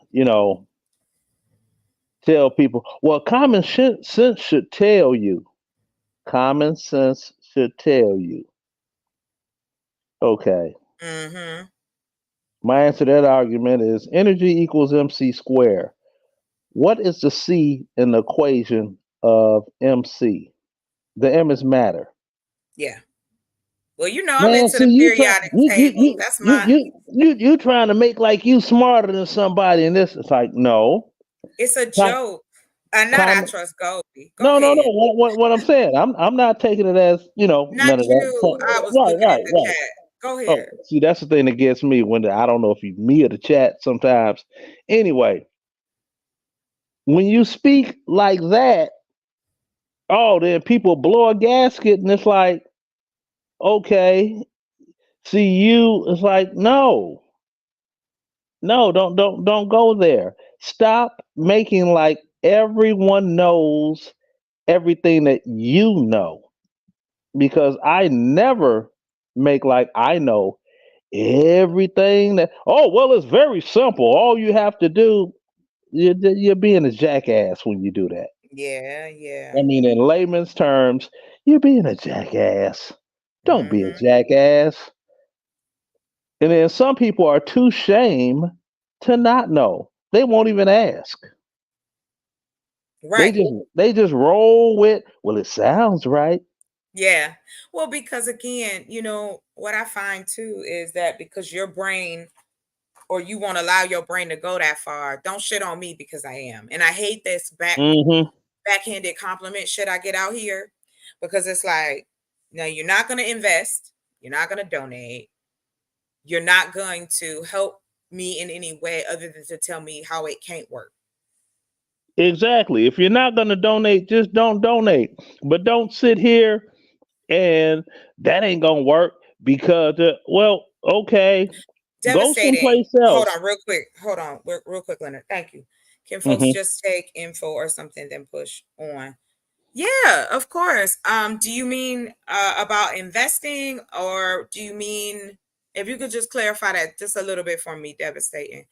I know that we've been lied to, we've been scammed, we've been played, we've been set up. I understand that. I know I'm another person in a sea of folk that are like, oh yeah, okay, she talk big, but is she gonna? Well, I want to gonna. I'm starting the gonna. I've got the land. I've got the plans, blueprints, the whole. I even got a box of seeds. I'm ready. Yeah. Well, But it depends on who you're talking to, and I understand. So that's why I wanted to do um kind of like a outline of what the whole setup is, because I don't know if I've ever done that on here. Like I've talked about it and I've talked about the donations, but I really want to go in depth into what I plan to do. And I think that would have a better effect. I'm not sure, but yeah, you, what I'm trying to do at this point, I've added it up. I can take on a small group of investors, about 20 of them, and I can offer a 4% return in 3 months. Then we can renegotiate in 6 months. My goal is to take Chocolate Earth Farms public next year. So the shares that you would have now are going to be worth something, long as the creator make it so. We up every day and we make it to next year. But I know that I will see a profit before 6 months is out. I know that already. And that's why I'm saying I'm just putting it out there on the table. Like, I'm looking for investors, and if you're interested, let me know immediately. If you're ready to put your money into something that is going to pay you and your family, then talk to me, because by detail alone, a company, a startup, right? It comes with like 10, the way they look at it is like 10 million shares, right? And you divvy them up however you want. It's an arbitrary number, but that they all, every startup who's deciding to go public uses it. So I said, okay, this is the last piece. So what I found out, based on someone else, we went and looked at it, and I had no idea. Now, here in Arizona, I can apply for my 501(c)(3). It's about $200 and something for that. And then, but I still need to raise this last $1,500. So I said, just fuck it. I'm gonna do it even $2,000, 2 G's. That's all I'm asking. Do I need to start a fight club? Like that's out here, like that's what I feel like I have to, you know. But I'm looking for 20 investors. So if you want to invest, please, I'm gonna put my email in the chat. I'm trying to do this quicker than not. So if whatever information I have today, I also can go even deeper if you decide that you want to invest. And I don't care about being transparent. I don't care about sharing where the money is going. Like that's not an issue, because I'm not on trying to do nothing shitty to people. I'm just not. Like I don't have time for all that. So let me put my I have a wonderful woman who is working on my website currently. So once that's up, it'll have everything I'm talking about on it. For now though, hit me up please on my email, or you can Instagram me too. So I'm gonna put both of those in there. You can hit me up at Chocolate Earth Foundation at Gmail. And you can also hit my my brain went blank. my Instagram. I put this on my mom. That's how serious I am about it, because I made my mother a promise. So I'm gonna do everything I can to make that promise be reality. So, you know, like I said, we joke and we play out here, which is fine. But I don't want to play with people. I want to make a difference and help those who are out here suffering every day. Because we live in a country and we live in a world that everything we need is here.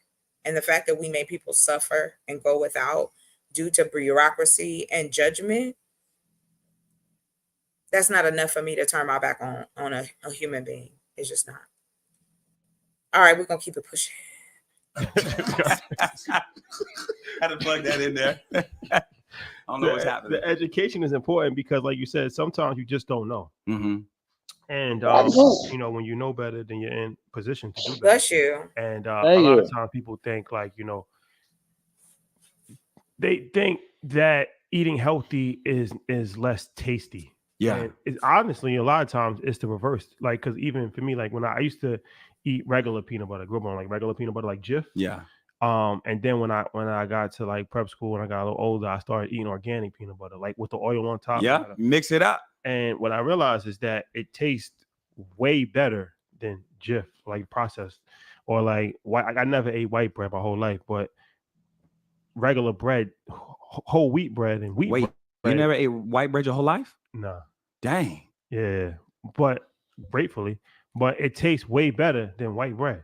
Like most of the healthy options actually end up tasting better than the non-healthy. It's just that we're just uneducated and we just think that this tastes better. But in all reality, it usually doesn't. Yeah. So, and I don't eat white bread to this day, but I learned the difference. So you gotta, like, for me, you know, my mom, so Dr. Sebi, before he got kicked out of America, you know, he used to be in Brooklyn. and he actually had like a storefront in Brooklyn where he actually was like bringing, and there was like people that was coming in. He was actually educating people. So my mom actually, she was there. So my Whoa. mom been vegetarian for like 30 years, and so like Dr. Sebi is crazy. Like he became so famous like recently, but Yeah.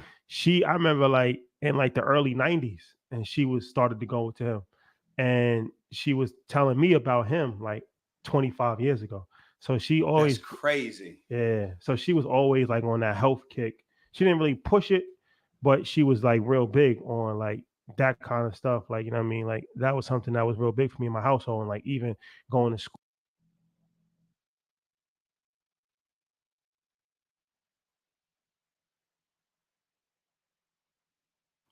So let's talk about this food desert situation. Cause like I said, I actually when I used Perfect. to live in Baltimore. I used to live in a lot of places. So I used to live in You might Baltimore. have noticed. With the bag lunch, baby. Yeah, I went to school in Baltimore. So I did it was called Handles. Like I forgot what the acronym stand for, but it was a research. And I had to go around, and it was an eye-opening experience for me because you don't think about it. Like nobody ever thinks about stuff. Why You would just he need your live. oxygen? Yeah. But then when you actually think about it, and I'm going to all these different neighborhoods, and I'm guess. going to the like bodegas and like do taking that. inventory of Oh, what he they gonna have in the send us bodegas. And I had to go through this whole research project. And that's the first Do time what that I you really gotta got do. educated on food deserts and why Mm. This is due, why ain't this there Charles? are food deserts and how dangerous it is for food deserts. And so your name is Oasis. Does that have anything to do with a food desert? Because a oasis obviously is a Just unplug it. water in Oh, the here. middle of a desert. So is that Place of refuge. So how we even nailed got the it. name? I was still working at my What did I tell other you? job I told you at the it was time, and I was in a role with the city Somebody. where I was helping them to build it, like design. This is like paper design, not even structure. And I remember they were trying to find a name, and so I was in my home office one night, and this company had sent all these suggested names. And I'm like, man, these names is trash. I get halfway through the list, like 77 names. I'm halfway through the list. I'm tired. It's like 11:40 something. And I remember to this day, I closed my laptop and I said, man, if I was physically in the desert, what would I feel? Okay, so if I was in the Sahara Desert, I would feel hot. Of course, I would want water. I would want food. I would want shade. Man, and we've seen in movies, people start going out of their mind. So you see hallucinations. So I was like, man, if I had started seeing hallucinations, what would I see? And I saw You this just picture being of me. Hawaii. I've Say, not I been don't to have Hawaii to yet. send it to my cash app. Oasis. That's how you Leisure say coming it. to Hawaii. That's how. Facts. very soon? And so And I I'm not remember downloading saying shit. I would, if I had hallucinations, I would see Hawaii. And I said, I can't get Oasis. No, I'm gonna just say it. And I remember opening up my laptop and I Googled Oasis. And there's obviously various different ones, but each one of the, so 3 different ones that I Sorry, found, one had guys. refuge, one had shelter, one had safe place. I said, that's it. Don't get me wrong. I'm down for the brother. I think what he's doing is fantastic. I think that there's an idealism sometimes when it comes with helping Black folks. It's like we have this superiority. I don't give a shit. I've been poor. I've had money. I've been homeless. I've been not homeless. I've been on food stamps. I've been not on food stamps. I have worked. I have not worked. I've lived my life as much as I can. Right. And I'm still living it. People go through these ups and downs all day, every day. And until you start showing that there's another option, no one is going to take you seriously. And that I know. So it's like, if you are in here, you're listening, you've donated, I appreciate y'all. You know this. I cannot lie and say I do not need to raise the rest of this money, because I do. And my time is running nigh. And I've had people make promises that they didn't keep. So now I'm in the crunch mode. I just wish sometimes people would just keep their mouth closed. If you can't do something, just say that. You feel me? Just shh. Don't be quiet. All right, let's keep going. North Tulsa, Blacks haven't had a refuge. We haven't had a safe place. And we haven't had a refuge. The name is Oasis, where you can come to be seen, to feel safe, and to be heard. And that's our communities have gone through so much. I think about the story of a single parent mom who a few weeks ago, her baby died in a fire. She came to the grocery store. She has an 8-year-old daughter. She came to the grocery store because we have a utilities and rent assistance program. That somebody in her apartment complex knew that she was behind on her bills and said, go to Oasis because they can help you pay your bills. She came. And that's it. That's it. Come and get some help. People are in need of help now. And I think for a lot of Black people, because we've gotten away from the spiritual side of it, not spiritual, I'm sorry, but the more religious side of looking at life, I think that it leaves you in a lost place, because how many actual leaders do we have that have our interests in mind? Leonard, you got it if you got something to say. Well, I was just listening. Okay, we'll keep going. Came to Oasis. She got the information the first time. My sister, who works on staff, talked to her and said, hey, this what's going on? She took the paperwork, she left. She came back the next day to get more information. My sister talked to her again. She breaks down and not my sister, this woman breaks down and starts crying. And she said, when I came in yesterday, I was preparing to commit suicide because my daughter died in a fire and it's my fault. Everybody's blaming me. I have an 8-year-old daughter who is severely handicapped. The pressure's too much. I wanted to make sure my bills were paid before. Like, what? So now we have a team that got her connected to mental health services and got her the help that she needs for her baby who's handicapped. And we're helping her to redo her apartment because her landlord is a slumlord. So we're going to pay for everything in her apartment, the walls to get redone, the floors and all that. And we're going to walk this course with you. Does that take a lot of effort and energy? Absolutely. But in order to change a community, you got to start with the one. Hello? And so at a grocery store, you help people that were going to commit suicide, not even knowing that that was the case, but we just serving people. But that's exactly what I mean.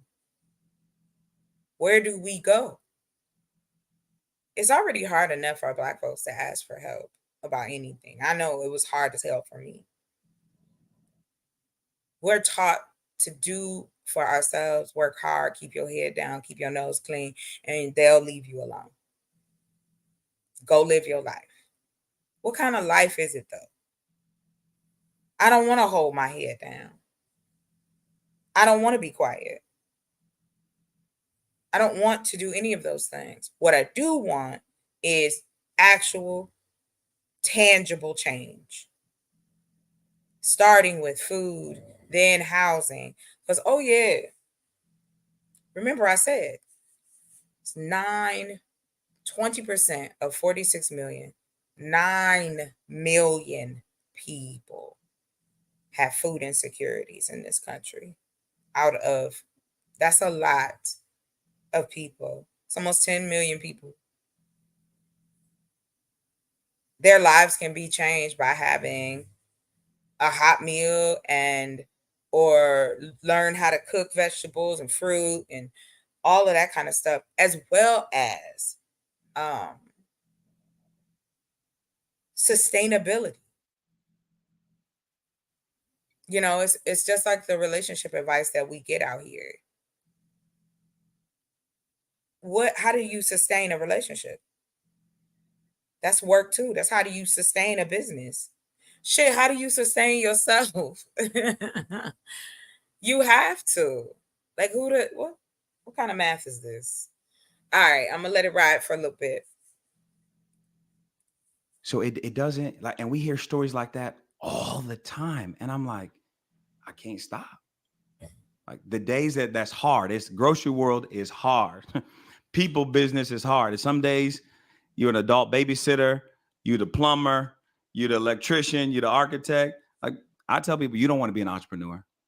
You don't want that because you got a YouTube. Dang, I better YouTube how to fix this toilet because I don't want to call no plumber because it's gonna be it's gonna be an L this month. And so one time, and Vlada's got recording, Matola got stopped up. I'm no handyman. I don't know a dang thing. I had to call somebody to help me put together my baby crib when I had my first baby because I didn't know. So I'm getting this thing. What's that thing you put in the toilet? You know what's called? Snake. Snake. Yeah. Get the snake. The poop explodes. Oh, I die for a second. I died. I scream. The security guard is running to the bathroom because she thinks something happened to me. Help! 41 people. So For someone else, but I'll never go back because the freedom that like I scream because I'm like, I'm dying. It's on me right now. Right now. Like right now. I don't like poop talk. Sorry. Yeah. well, let me ask you this: as far as on that vein, you said 40 people, 41 people. So how has that been? On the for-profit and 9 on the nonprofit. Okay, how has that been as far as employing people in the store? I'm assuming a lot of young people, maybe. A lot of young people in the afternoon. Okay, so you got young people. How is it? How's the morale? How has there been issues? Is it difficult to manage that amount of people? Customer service jobs, grocery store.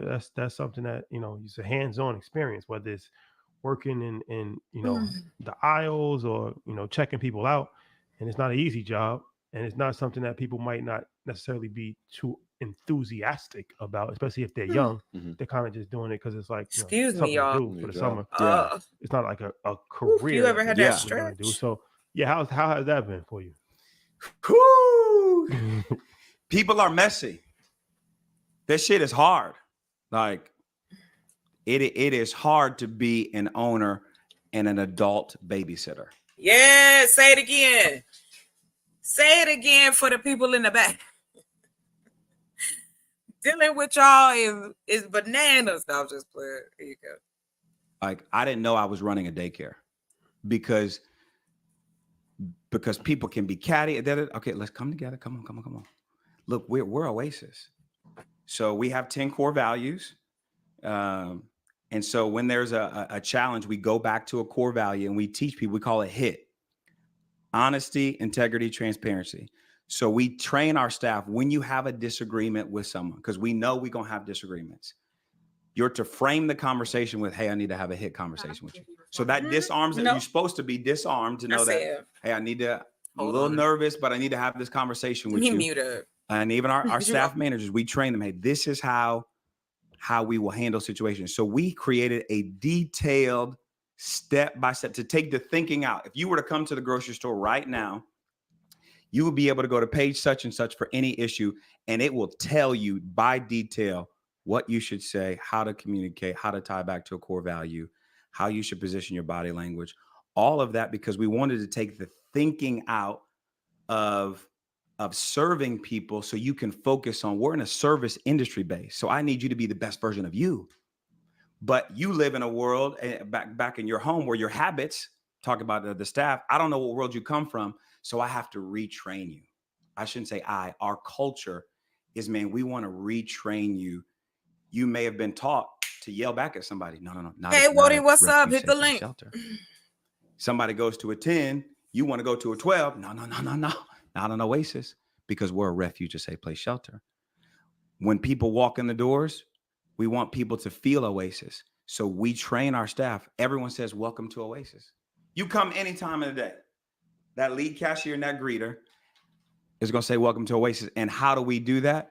We pay better wages than there's a big gas chain, Quick Trip, in North Tulsa. Other than them, we pay our people better than anyone else. And that was a decision we made. And that comes out of L for my wife and I. Oh, okay. Well, thank you for stopping by. If you can catch it, we're going to take it off the top. Come on up. No. We're going to give to our community first. Because if I can influence you and pay you well, make sure your family eats good, then what people don't talk about is that intrinsic reward, that trust that we have. Thank you. Yes, exactly. Take care of your people. It's a good place to be. Because right. I need us to build our own community.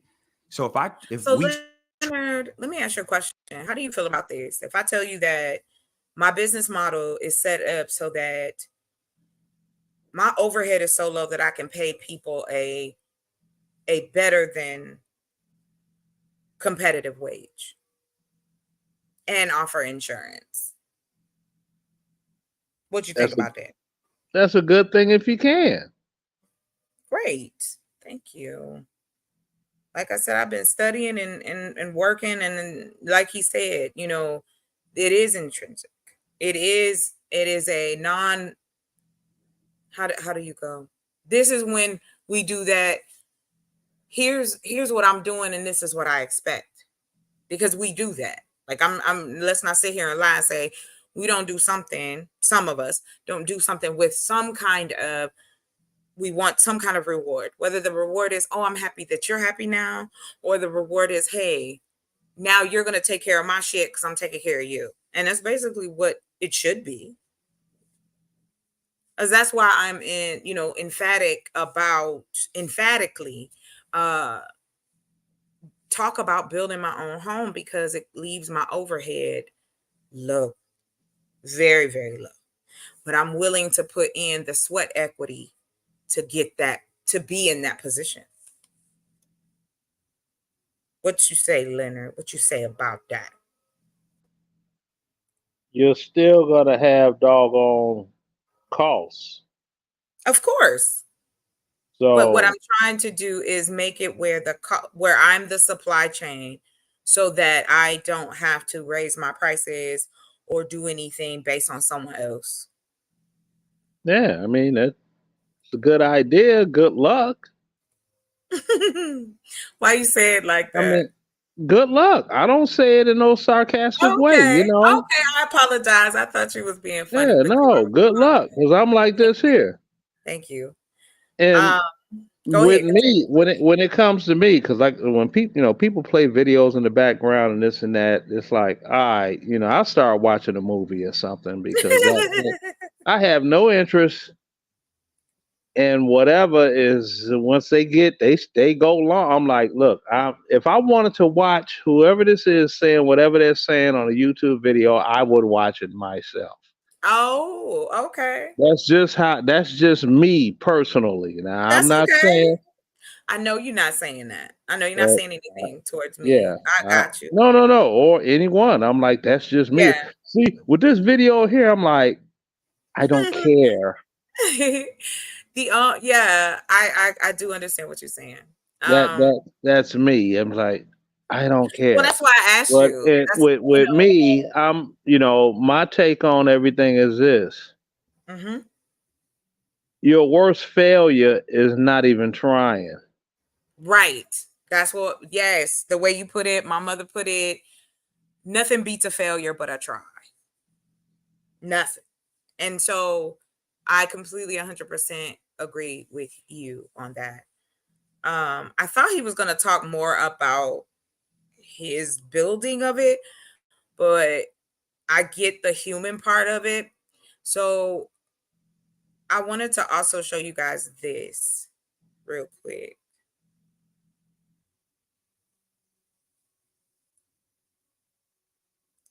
Okay, so what are we looking at? This is a map of food deserts across the country, provided by the USDA. This was the last time was 2019 that they did this, but you can see where they are. I know Arizona got plenty of them because it's spread out. Everything is spread out because the way they built things. But you can see where I am here. I hope y'all don't hear the mowing guy. Leonard, do you hear the mowing the leaf blower? Sorry, y'all. Yeah, out here blowing leaves, I guess. Anyway, so this right here, and I'm using myself as an example, obviously. So here I am. This is kind of like the area where I told you I'm going to be living. And so all of these areas are food deserts. All through in here, New Mexico and Arizona. If I just make them to my regional area, food deserts. No grocery stores. So when we pull that out, look at like even on the East Coast because it's so dense and so populated. Okay, I'm done. Because he getting on my nerves. I'm tired of him. Go ahead, Mr. Leaf Blower. Do your job over there. Anyway, I just wanted you guys to see this. This is also in, I'm going to put it in the chat. This is the USDA map. And so, you know, I showed you, Leonard, that about, we were talking about the earth building, right? Mm-hmm. And you and Stan were here. And like I said, those are the structures that I'll be building. Like the greenhouse will be built like that. It'll have an earth bag foundation, earth bag like around the bottom to keep like bugs and stuff like that. And then we'll do like glass and all the rest of that at the top. Because see, we can, I believe in upcycling. So this is going to be a upcycled, you know, our first go round, unless, you know, big money coming out of nowhere. However, I'm not really concerned with that. I just want to hopefully either receive it by donation or raise or, you know, have investors so we can go ahead and get this done before the end of the month. Like that's where I'm at. So if you know anyone, if you know anybody that's interested in investing, they outside my window now getting that Fido grass cut in. I know, like, what is you doing? But ain't no grass out here though. It's concrete. The grass is over in the corner. You know how they do. The grass be in a little spot. However, like I said, I just want to see change. Damn.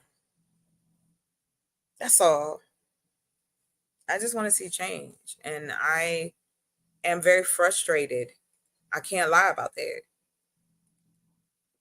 And when you try to bring it up, you know, especially in these spaces, it's a fight. And, you know, you get tired. I get tired. I don't want to fight nobody.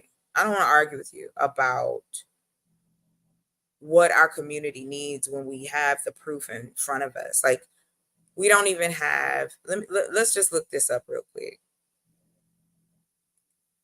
Oh, that's okay. You kind of, but you didn't. You're okay. Welcome. The state is Arizona. And I'm glad that you came in. So is it okay, Leonard? I got slides. We ain't gonna look at a movie. It's about my business. No, I mean, you know, I'm like just I said, teasing. I'm just okay, teasing. it's You just don't have when, to. because No. it's so many people that I've seen that, you know, I mean, not like the way you're doing though. You're doing it for educational purposes. Oh, well, yeah, that's all. Like, I just Okay. want, yeah. The rest of these doggone ass clowns, they're doing it for being, you know, hostile with others or other whole groups and Yeah. all of this. And I'm sitting here like, What the hell? no, I'm not what the hell. I know exactly what it is. And, you know, they can't prove it any different. You know, Right. I know exactly Exactly. what it is. Right. It's a big group of socially awkward people. Many, you know, they broke as hell. Oh, And no.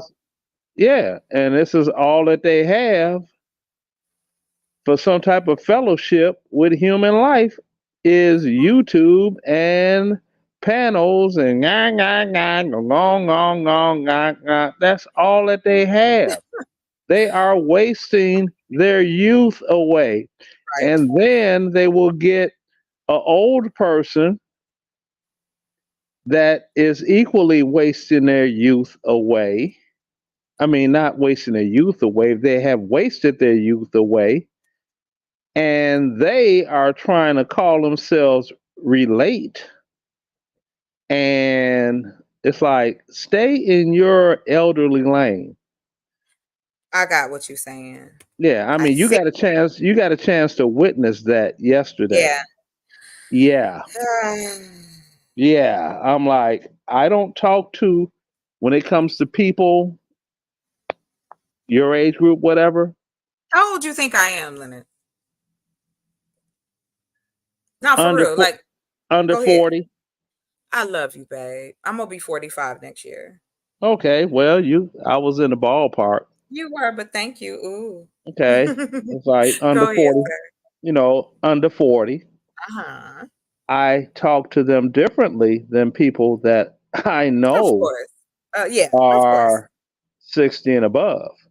Yeah, that's a different conversation. Exactly. That, You're 60 and above and or look the part of it. No. I'm like, I tend to their ass. I hear that pop. I tend to their ass because I'm like, Welcome, Wody. Welcome, sir. especially I try. I may have to stay off camera though. Yeah, I'm over here cleaning, so I'm gonna be on Oh mute till I'm in no, the you're studio. fine. Yeah, I don't do that. You don't have to cam up. I apologize. Go ahead, Leonard. yeah, I mean, especially when you get those. Oh man. We are a free space here. they Speak your mind. they get into, they want to throw sex on the table, which you witnessed last night. Oh gosh, I saw a lot last night. Oh, Yeah, and I'm sitting there like, okay, yeah. in all Yeah. actuality, hmm blacks suffer from two major things: hypertension and diabetes, right? Yes, which is in the Black community, and that is why, again, what you say, it connects to having not access or no education in fresh fruits and vegetables and cooking and eating a different way, because you've got a McDonald's, a Wendy's, a Popeyes on every corner where the churches and the liquor stores used to be. Okay, now what also comes with that, when you get these doggone Meister burgers in my age peer group talking about that, I'm sitting here like, okay, that's really cute. You cannot even be prescribed Viagra for use because I will explain this to you. This is something that people don't talk about. Okay. You get those of a certain body type, or shall I just say obese. 9 times out of 10, that is a person that suffers from high blood pressure or some form of diabetes, one type of diabetes, one or the other, right? Yeah.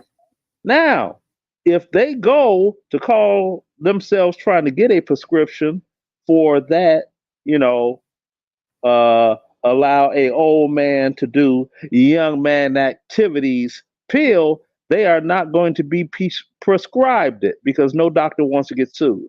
Well, see, now that's why they now have things like, I always joke, but they have what's called Blue Chew, which is a safer alternative.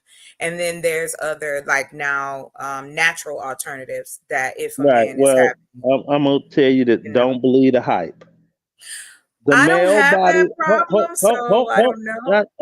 Well, I'm a male. Let me explain it to you. Okay. I'm not one of them woke people. Wait, hold up. Chocolate, you said you don't have a problem with what you said? Yeah, she said she don't have that problem. Shut up, And she Wody. Ain't shouldn't. nobody talking to me right now. Hold on. Go ahead, sir. If she's saying she's a she and she has that No, problem, I'll Wody- never come back again. Wody being funny. Go ahead, Leonard. I know. No. Hold You on, know? y'all. Wait, pause. So, Wody, since you up here, and I kind of want to start going through these slides. What say you, sir, from whatever you have seen her? You got questions or comments before I get into it? The part I did catch that I do remember, if you did refresh my memory, is you talking about wanting to build your own house. I remember the last time that I had an extended conversation with you. You was over there by CT. You was talking about that, and that's why you jogged my memory about that. Oh, good. And Okay. now I kind of like I do recall. Yeah, I do recall now also too what it was like. Some of the things that you were speaking about that that sounded very intriguing. Like, yeah, being more health conscious with your self, and that's something I can relate to at times. I haven't been the best at it. I have a heavy sweet tooth. Like, that's the thing I try to overcome right now, me myself. I understand completely. I understand completely. So the reason why I'm even doing it this way, why I am going, hey, listen, this is something that we want to offer and have in place, and it's not bullshit, and it's not just filibustering, and it's not just me trying to gain sympathy or anything like that. I really want to change the things that are changing.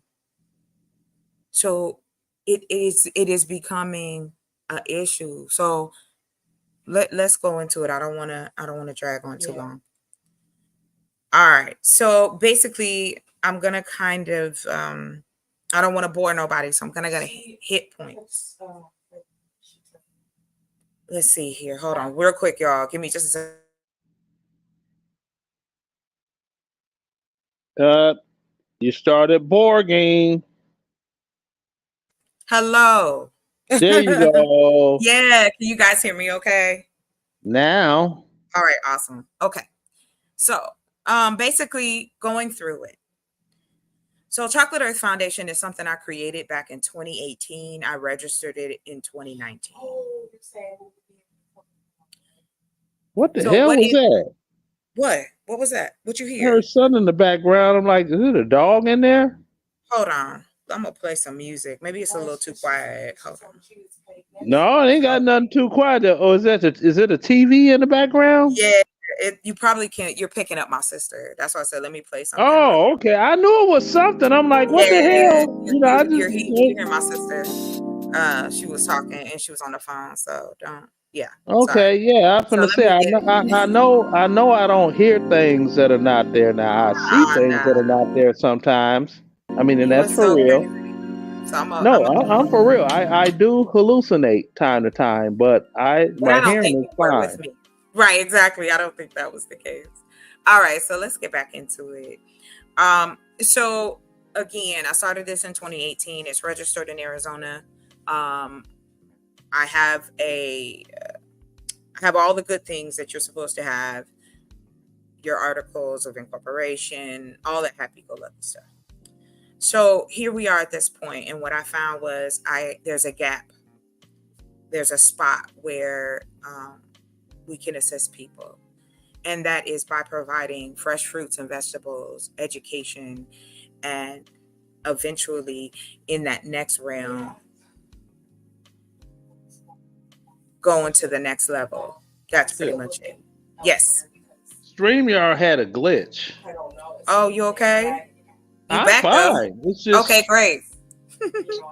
StreamYard had a definitive glitch. I'm like, what just happened? So I'm glad you made it back. So here we are. As I stated, I started this before the academic. So it does have references to what was going on during that time as well. So Feeding America projects that 42 million people, that's 1 in 8, including 13 million children, 1 in 6, may experience food insecurity in 2021. Well, we know that it is now 2023 and it has not changed. Significant racial disparities in food insecurity that existed before 19 remain in the wake of the academic. Feeding America projects that 21% of Black individuals,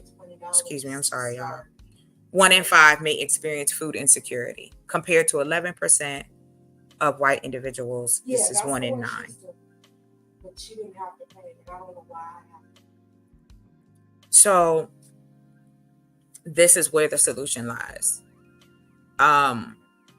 We know I talked about this already, the food deserts, on and on and on, in lower income areas. It's true. It's a fact. Look it up. I have no reason to lie with you. It's like I'm just So what we're going to do is we're going to grow and deliver affordable fruits and vegetables to these communities. So I'm starting like in my own backyard. Arizona has a lot of food deserts. And now with everything going on, inflation has made it more expensive. Any questions or comments so far? Now, inflation has pushed certain types of food out of the financial reach of people. And I'm talking about middle class people Yes. too. Right. Yeah. Yeah. From middle class down. I feel Go ahead. maybe Will. I don't want to make it a feelings based thing, but I assume that it's also just personal choices for some individuals. I'll be honest. Last night I ran back home to Jersey, and there's a fried chicken spot like 2 blocks away from my house, right? And I said I was hungry, so of course I went inside and I got me some chicken wings because it was right there, and I mean in the heart of in the central New Jersey, right? Which is basically, for most intensive purposes, the hood. But even if I was like, say, in the other side of town, the quick options where you could just walk in and walk out, get something, is generally also going to be something that's not the most healthiest. And I think it's the convenience, it's the stability of convenience for most people that just take the quickest thing to hand, because preparing your own food or taking something that's not filling, that feels like it's filling, some people, will probably go with the easiest option. I do like, Go even though it ahead. does cost, I do like, say, like, it's all right, like a Subway sandwich or a deli sandwich, like that's Right. cool. Right. But you Right. can't necessarily just like can't overdo it on deli sandwiches and Subway and other things like that, panini wraps and all that type of good stuff. Well, they're Yeah. better for you, but they're not cheap either. And You know, that's the thing and they're filling. that, right. That's the thing that has to change, And is see, the with fact with that it with should be affordable, and it can be affordable. well, And with that's just it. Go ahead, well sir. with me, okay. I'm like one of them weird food quirky people. Okay, Mm-hmm. I look at the prices of everything. I Right. could tell you with a fact Mm-hmm. that if you look at the price of chicken wings per pound Mm-hmm. prior to the inflationary times that we are in right now, chicken wings were $1.59 per pound Mm-hmm. standard. They were $1.49 per pound on sale. Mm-hmm. Your regular price for chicken wings right now is $4.79 per pound. And that is, like I said, they want to call it inflation, but these companies are making back what they lost. That's all. Yeah, I mean, that much is true, but you have to look at But what's causing the companies the loss of revenue, whereas they have to tack it on to the consumer. because we shut down for No, almost that 2 has years. that has nothing to do with the Okay, well, we're shutdown. going to hold on real quick, because I don't want to go down that road. I do want to answer Okay, her question. I mean, I could Okay. explain to you It's why, okay. but No. It's okay. I want to kind of stay. I want to stay in this. We can okay. have that for another conversation. I'm down, but right now, I want to answer her question. Thank you, Leonard. I appreciate you. So I'm in training class. So we just talking. So anyway, the question was, how will distribution be handled? So when you have that, I have a website, a company that I'll be working with that connects the website to my delivery services. So we'll locally be delivering it to people within 24 to 48 hours until I find out. I want to iron out all of my shipping methods outside, like UPS and FedEx and those type. But the main distribution will be us delivering in that area. So where we'll be doing like food boxes, and we'll also be doing farmers markets. So we'll try. I'm trying to already plan out how we can go, different areas throughout the week to assist people. But I hope I answered your question. Awesome. All right, let's keep going, y'all. All right, so like I said, we can grow enough for those who have low or no income that will be covered by donations and purchases. So like I said, Chocolate Earth Foundation being a nonprofit, and then also, thank you very much, and also Chocolate Earth Farms being a business, they then become partners. So if, let's say, if everybody in here, there's 7 folk in here, and all of you bought a box of fruits and vegetables from me, what ends up happening is that there will be enough money for me to go, okay, this person doesn't have any money. We can give them this. We can work with the pantries. We can make sure if access, because again, we talking about in 1 year, I can harvest 6 to 8 times. That's a lot of fruits and vegetables, yeah. And I'm just talking about your basics. And if I can, my philosophy is once we start growing and we see in the cost and so on and so forth, I want to make it as affordable as possible, be able to pay the people that will work with me and help create a new type of environment for different people in these areas, because they're not moving. They can't afford to. No one can. So let me continue. Okay, so this was the initial, and we don't need this now, but this was the initial. I had actually done this for another investor. So I thought it'd be good to kind of go back to it. The total amount needed by the time we all said and done, it will be $25,000. By the time we get done spending and working and doing. At first, we had a GoFundMe to raise $10K. And then the land prices, we were getting 1 to 2 acres. And at the time, this was $4K to $6K. This was just a few years ago when I wrote this. So obviously it's gone down. It goes towards, and this is when I was in North Carolina, because we were going to do it in North Carolina as well. But I made it my mission to come back home and start here. Let me take her question down. All right. So anyway, like I said, here we go. So right now, what am I offering as an investor, right? Because again, the WIFM is necessary. What is in it for me? So I'm offering a percentage of the earnings from SNAP, cash, credit, and debit purchases. Of course, after, the bills and everything are paid, you would make money off of what is left over. For your small investment, not small investment, but I'm saying you don't have to put a lot of money into it. I'm trying to keep it where it's under $100 to invest right now. And also too, which wasn't added, is that I also am capable of giving shares before we go. Like you can buy shares now before I go public. And that usually is how it works, if that is something you're interested in. If not, you can invest and receive a dividend off your investment.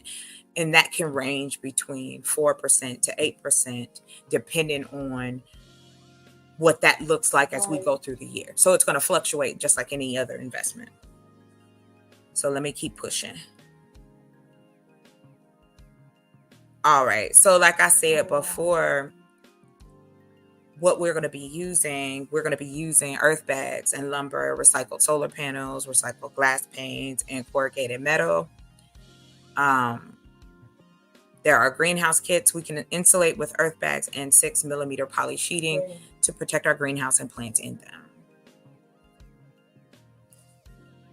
Let me keep. And if anybody has any questions, please feel free to ask. If you need, you want to pause, you got something to say, let me know, gentlemen. All right, let me keep it gangster. So these are the kind of fruits and vegetables that we'll be growing: spinach, carrots, garlic, kale, peas, lettuce, onions, pears, pomegranates, oranges, persimmons, kiwi, and apples. The growing time ranges from 30 to 55 days, and we can continue to grow up to 250 days per year. And we already have this. This is in different parts of the country where they have these mega greenhouse farms. But again, we are not benefiting from that in any way. All right, gentlemen, you got it for a second. I'm just listening. Wody? I had just stepped away. Yeah, I got the phone down here in the kitchen while I'm also walking around the house doing some cleaning, helping my mom get herself together. Yeah, you in my Bluetooth. How am I coming through? Do I sound clear though? I'm on the Bluetooth headset while I'm all on. Yeah. Cool. Sound clear. All right, I'm gonna keep going.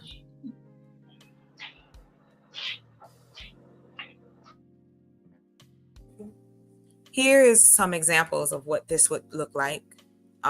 Where we would start out. Their beds are a lot lower. Ours will be a lot higher. Again, I'm using alternate means of growing rather than just using the soil to grow. We're using water. So if anybody is not familiar, these are the benefits of hydroponics. Anybody? Y'all familiar with that on the panel? Mm-hmm. Awesome. All right. And again, if anybody has any questions, please feel free. Like, share, subscribe. Like I said, we are in a place now where I'm open to up to 20 investors. We are only raising the amount of $2,000. That's it. I don't need no more than that. And we'll make that. Yeah. So growing. Now I say that is very reasonable. Yeah, I whittled it down because at first we needed to raise 5, right? So I whittled it down. And now I'm broke. So I can just play it. I got food money. But so now here I am. And I was very grateful because not last month, people from Daryl's channel, Raw, shout out to all of them who assisted me in buying, getting my document fees for the new piece of property that I had to acquire. And I'll show you guys the property in a moment. So I know that there are people who are open and willing and want to see this come to fruition. Unfortunately, I have to ask for this last piece because ain't no bank trying to give it to me. I tried. Right. Yeah. They want me to take out way more money and I don't. Okay. And so, like I said, Chocolate Earth will be educating using TikTok, YouTube, and Instagram, which we can monetize. So we have another form of income to build more, because the goal is to buy land and to buy as much land as possible that I could put my hands on in the Southwest.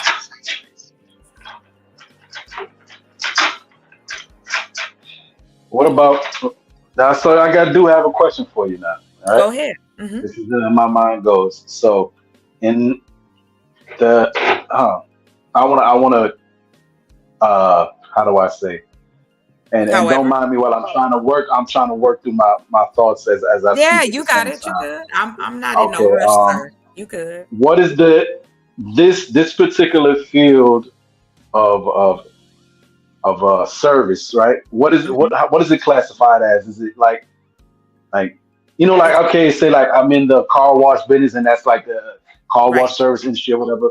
Yeah. What is the proper term or the proper word for this industry that I'm in? That you have agriculture. Yeah, you can call it agriculture. You can say agritech. Yeah. Yeah, but you're doing like a food service to the community, right? Like direct to consumer. All right, yeah. So let's just say direct to consumer food agriculture. Think of it like you know how HelloFresh. Think of That's HelloFresh. exactly what I was thinking. That's exactly what I was thinking, and that's exactly where my question goes to you. So I was thinking now in this, what about competitors in your field? Well, I did check to see there are competitors in my field. However, none of them offer the opportunity to purchase the fruits and vegetables through EBT. It's all. Oh, Mm-hmm. oh, Oh, now here's oh. what we get into the money game, right?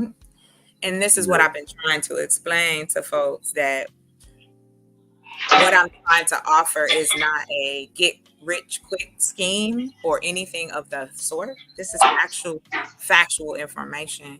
Snap spent almost $1.5 billion.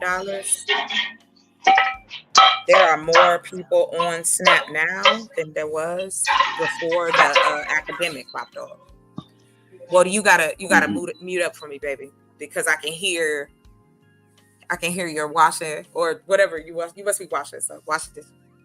Everything Everyday podcast by Daryl Long. Thank you, my love, for coming in. Thank you. Shout out to him. I was just talking about y'all. But anyway, to round out the question, Wody. Yes, this is considered the agriculture business, period. You could call it agri-tech. And it is social service as well. So there's two components that's happening. Chocolate Earth Foundation and Chocolate Earth Farms. There you go. Great question, Wody. Thank you for asking it. So like I said, we're going to be using aeroponics, aquaponics, hydroponics, and microgreens. So if you are familiar with microgreens, they are before the actual plant sprouts, and they have like the most nutrition. As you can see here on my screen, they call it the stage of greens. So it's a seed, it's a sprout, and this is when it's the microgreen and 7 to 14 days. I don't know if you guys can see that. So we have the opportunity. I have the space. I'll be working on 40,000 square feet of space. So I can build two cabins, and eventually, as we go through a 12,000 square feet, greenhouse. And will be the first property. So I don't know how you guys feel about that, but we're going to keep it going. All right, so here we go. Let me do this. We are going, let me find something a little more peppy, because this is chilling me out way too much. Hold on. My music is making me feel too relaxed. Okay, here we go. So let me see. All right, so we're gonna know. Are you guys familiar with hydroponics? Because I'm not gonna. The video is not that long. I just wanted to show you guys. So let me jump. Oh yeah, their video. So I have to do it another way. So we're gonna skip this for a minute. So of course, the process of hydroponics is working with water, just kind of a synapses. We can grow without pesticides or soil. We have the items delivered to meetup locations, pantries, schools, churches, and other low-income spaces, i.e. farmers markets. And we can grow enough for those who don't have any income that will be covered by donations and other purchases. Because it's not just Chocolate Earth, the farm, that it's Chocolate Earth, the YouTube channel. There's Chocolate Earth, the Instagram channel. We'll be able to touch upon so many people. And I know for a fact that I can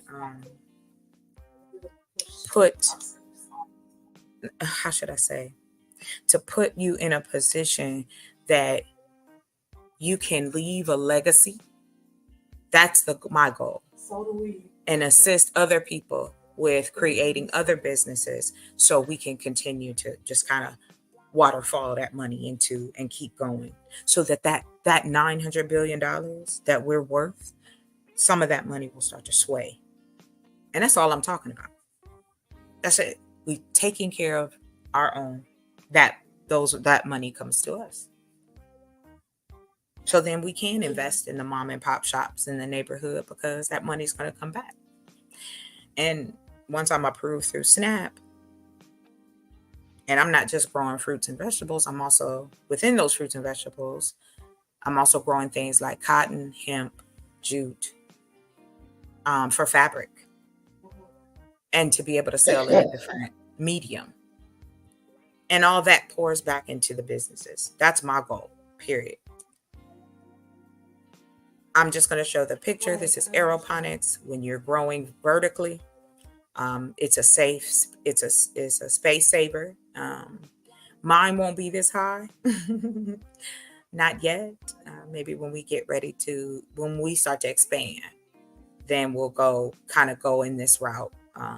But I know at first it's going to be the aquaponics and the hydroponics. And we know, I think I've talked about aquaponics before. If you're not familiar, we'll go back to the videos in a minute. But for now, I just want to get through the presentation. Okay, so let me see here. Bear with me, y'all. Okay, great. So, like I said, it also is a great business too, as far as microgreens are concerned. There is just, and I apologize, I get hyped, so I'm trying to keep myself chill. Because I get real excited when I talk about this, because again, like I said, how do you benefit from your investment? So let's say you invest $100. Okay, let's just say that. Because the investment is $100 or lower. Like I ain't trying to break nobody's pockets.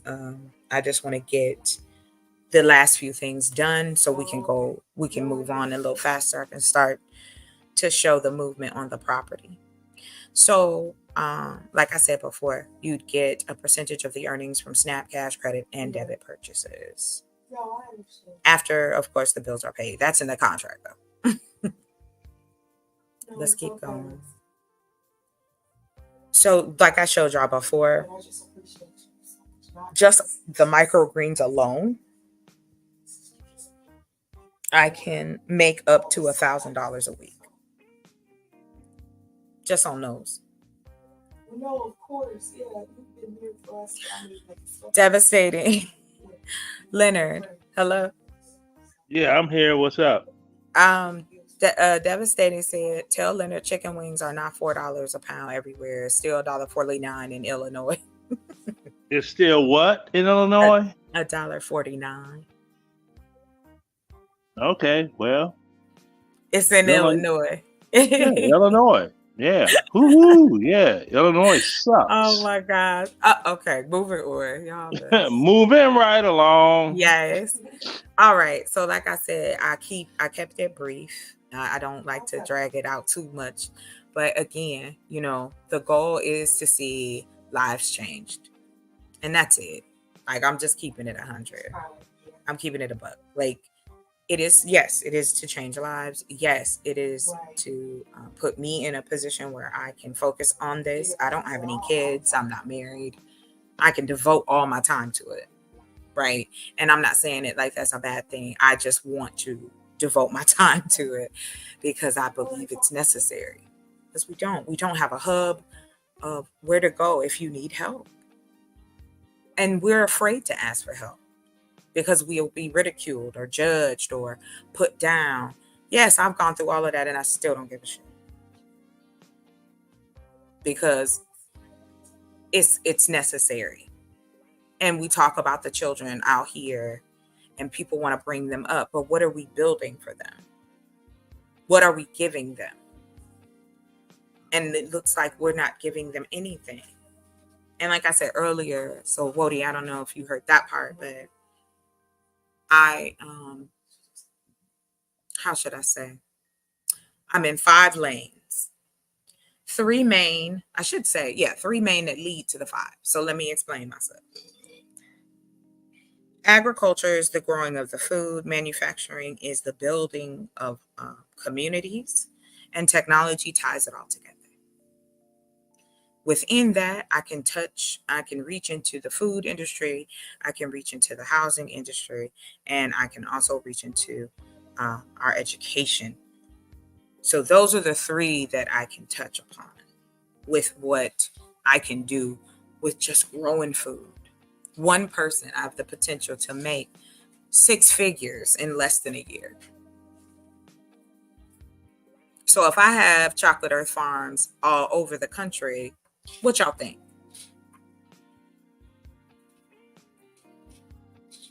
So, Leonard, Wody, y'all got anything to say? I'm just listening. I'm done. Talk away, please. Go ahead, Leonard. Go ahead, Wody. Y'all a mess. What you mean we a mess? Go ahead, Wody.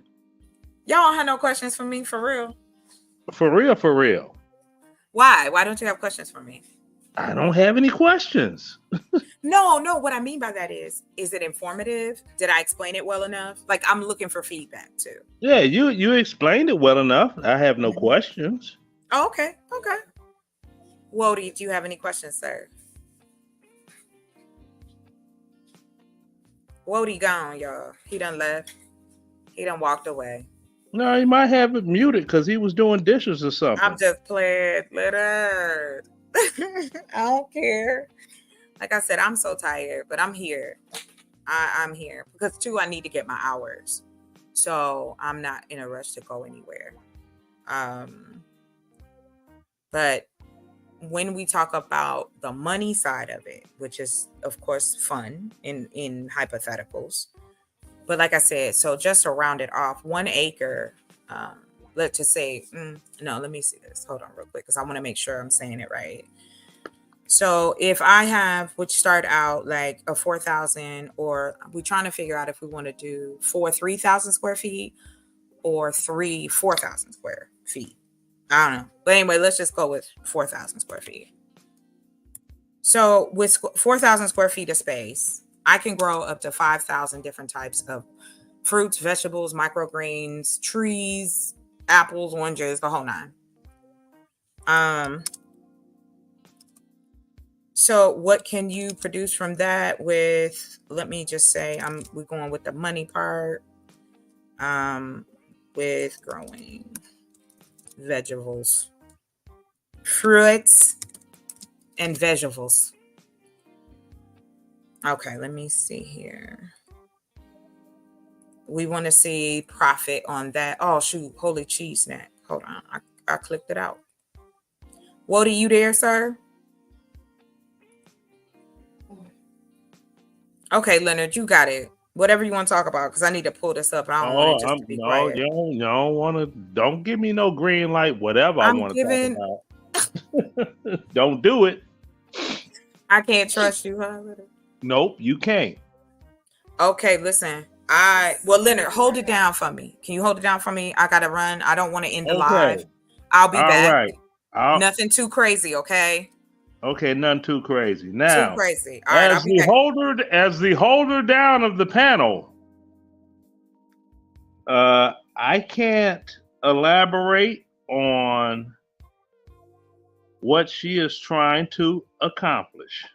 Okay, my familiarity with that is not on the level whereas I can elaborate on questions about the mission that she is trying to take on.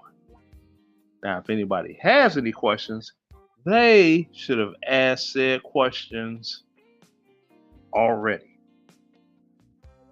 They should have asked those questions already. So that's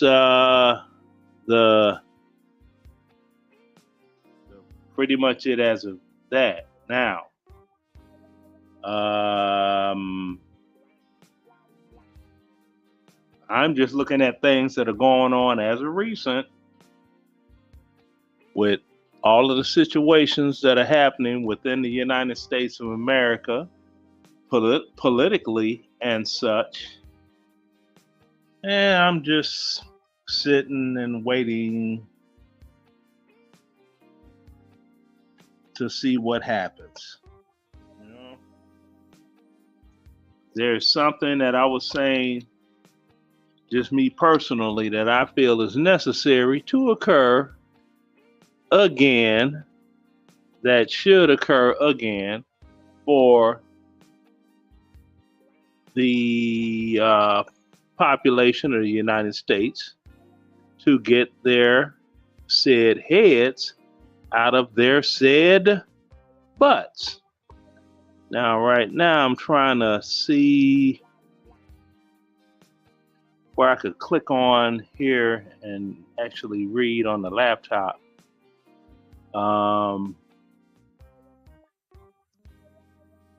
Anything that comes through the chat, where it's just like, okay.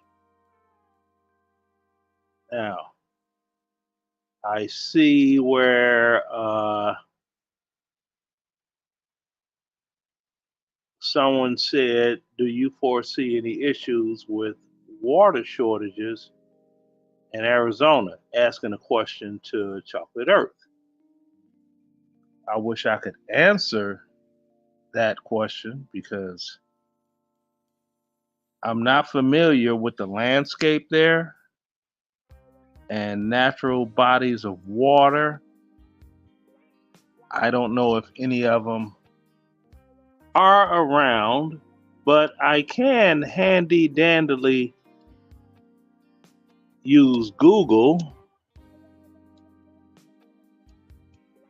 natural lakes.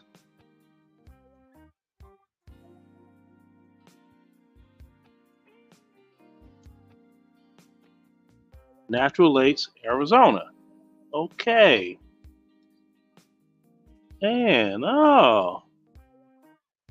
you have Alamo Lake, Apache Lake, Elmhurst Lake, Bartlett Lake, Bear Canyon Lake, Big Lake, Black Canyon Lake. Other notable lakes include Lake, some word with an H I can't say, Lake Mead, Lake Mojave, Lake Powell, San Carlos Reservoir. Change of season. Goodness. Roosevelt Lake, Woods Canyon Lake.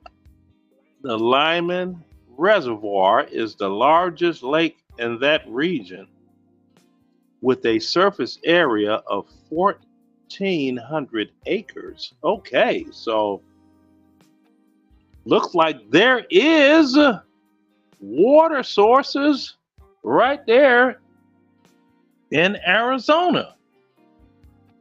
So for some that would think, oh, Arizona, that's a desert. They don't have any water.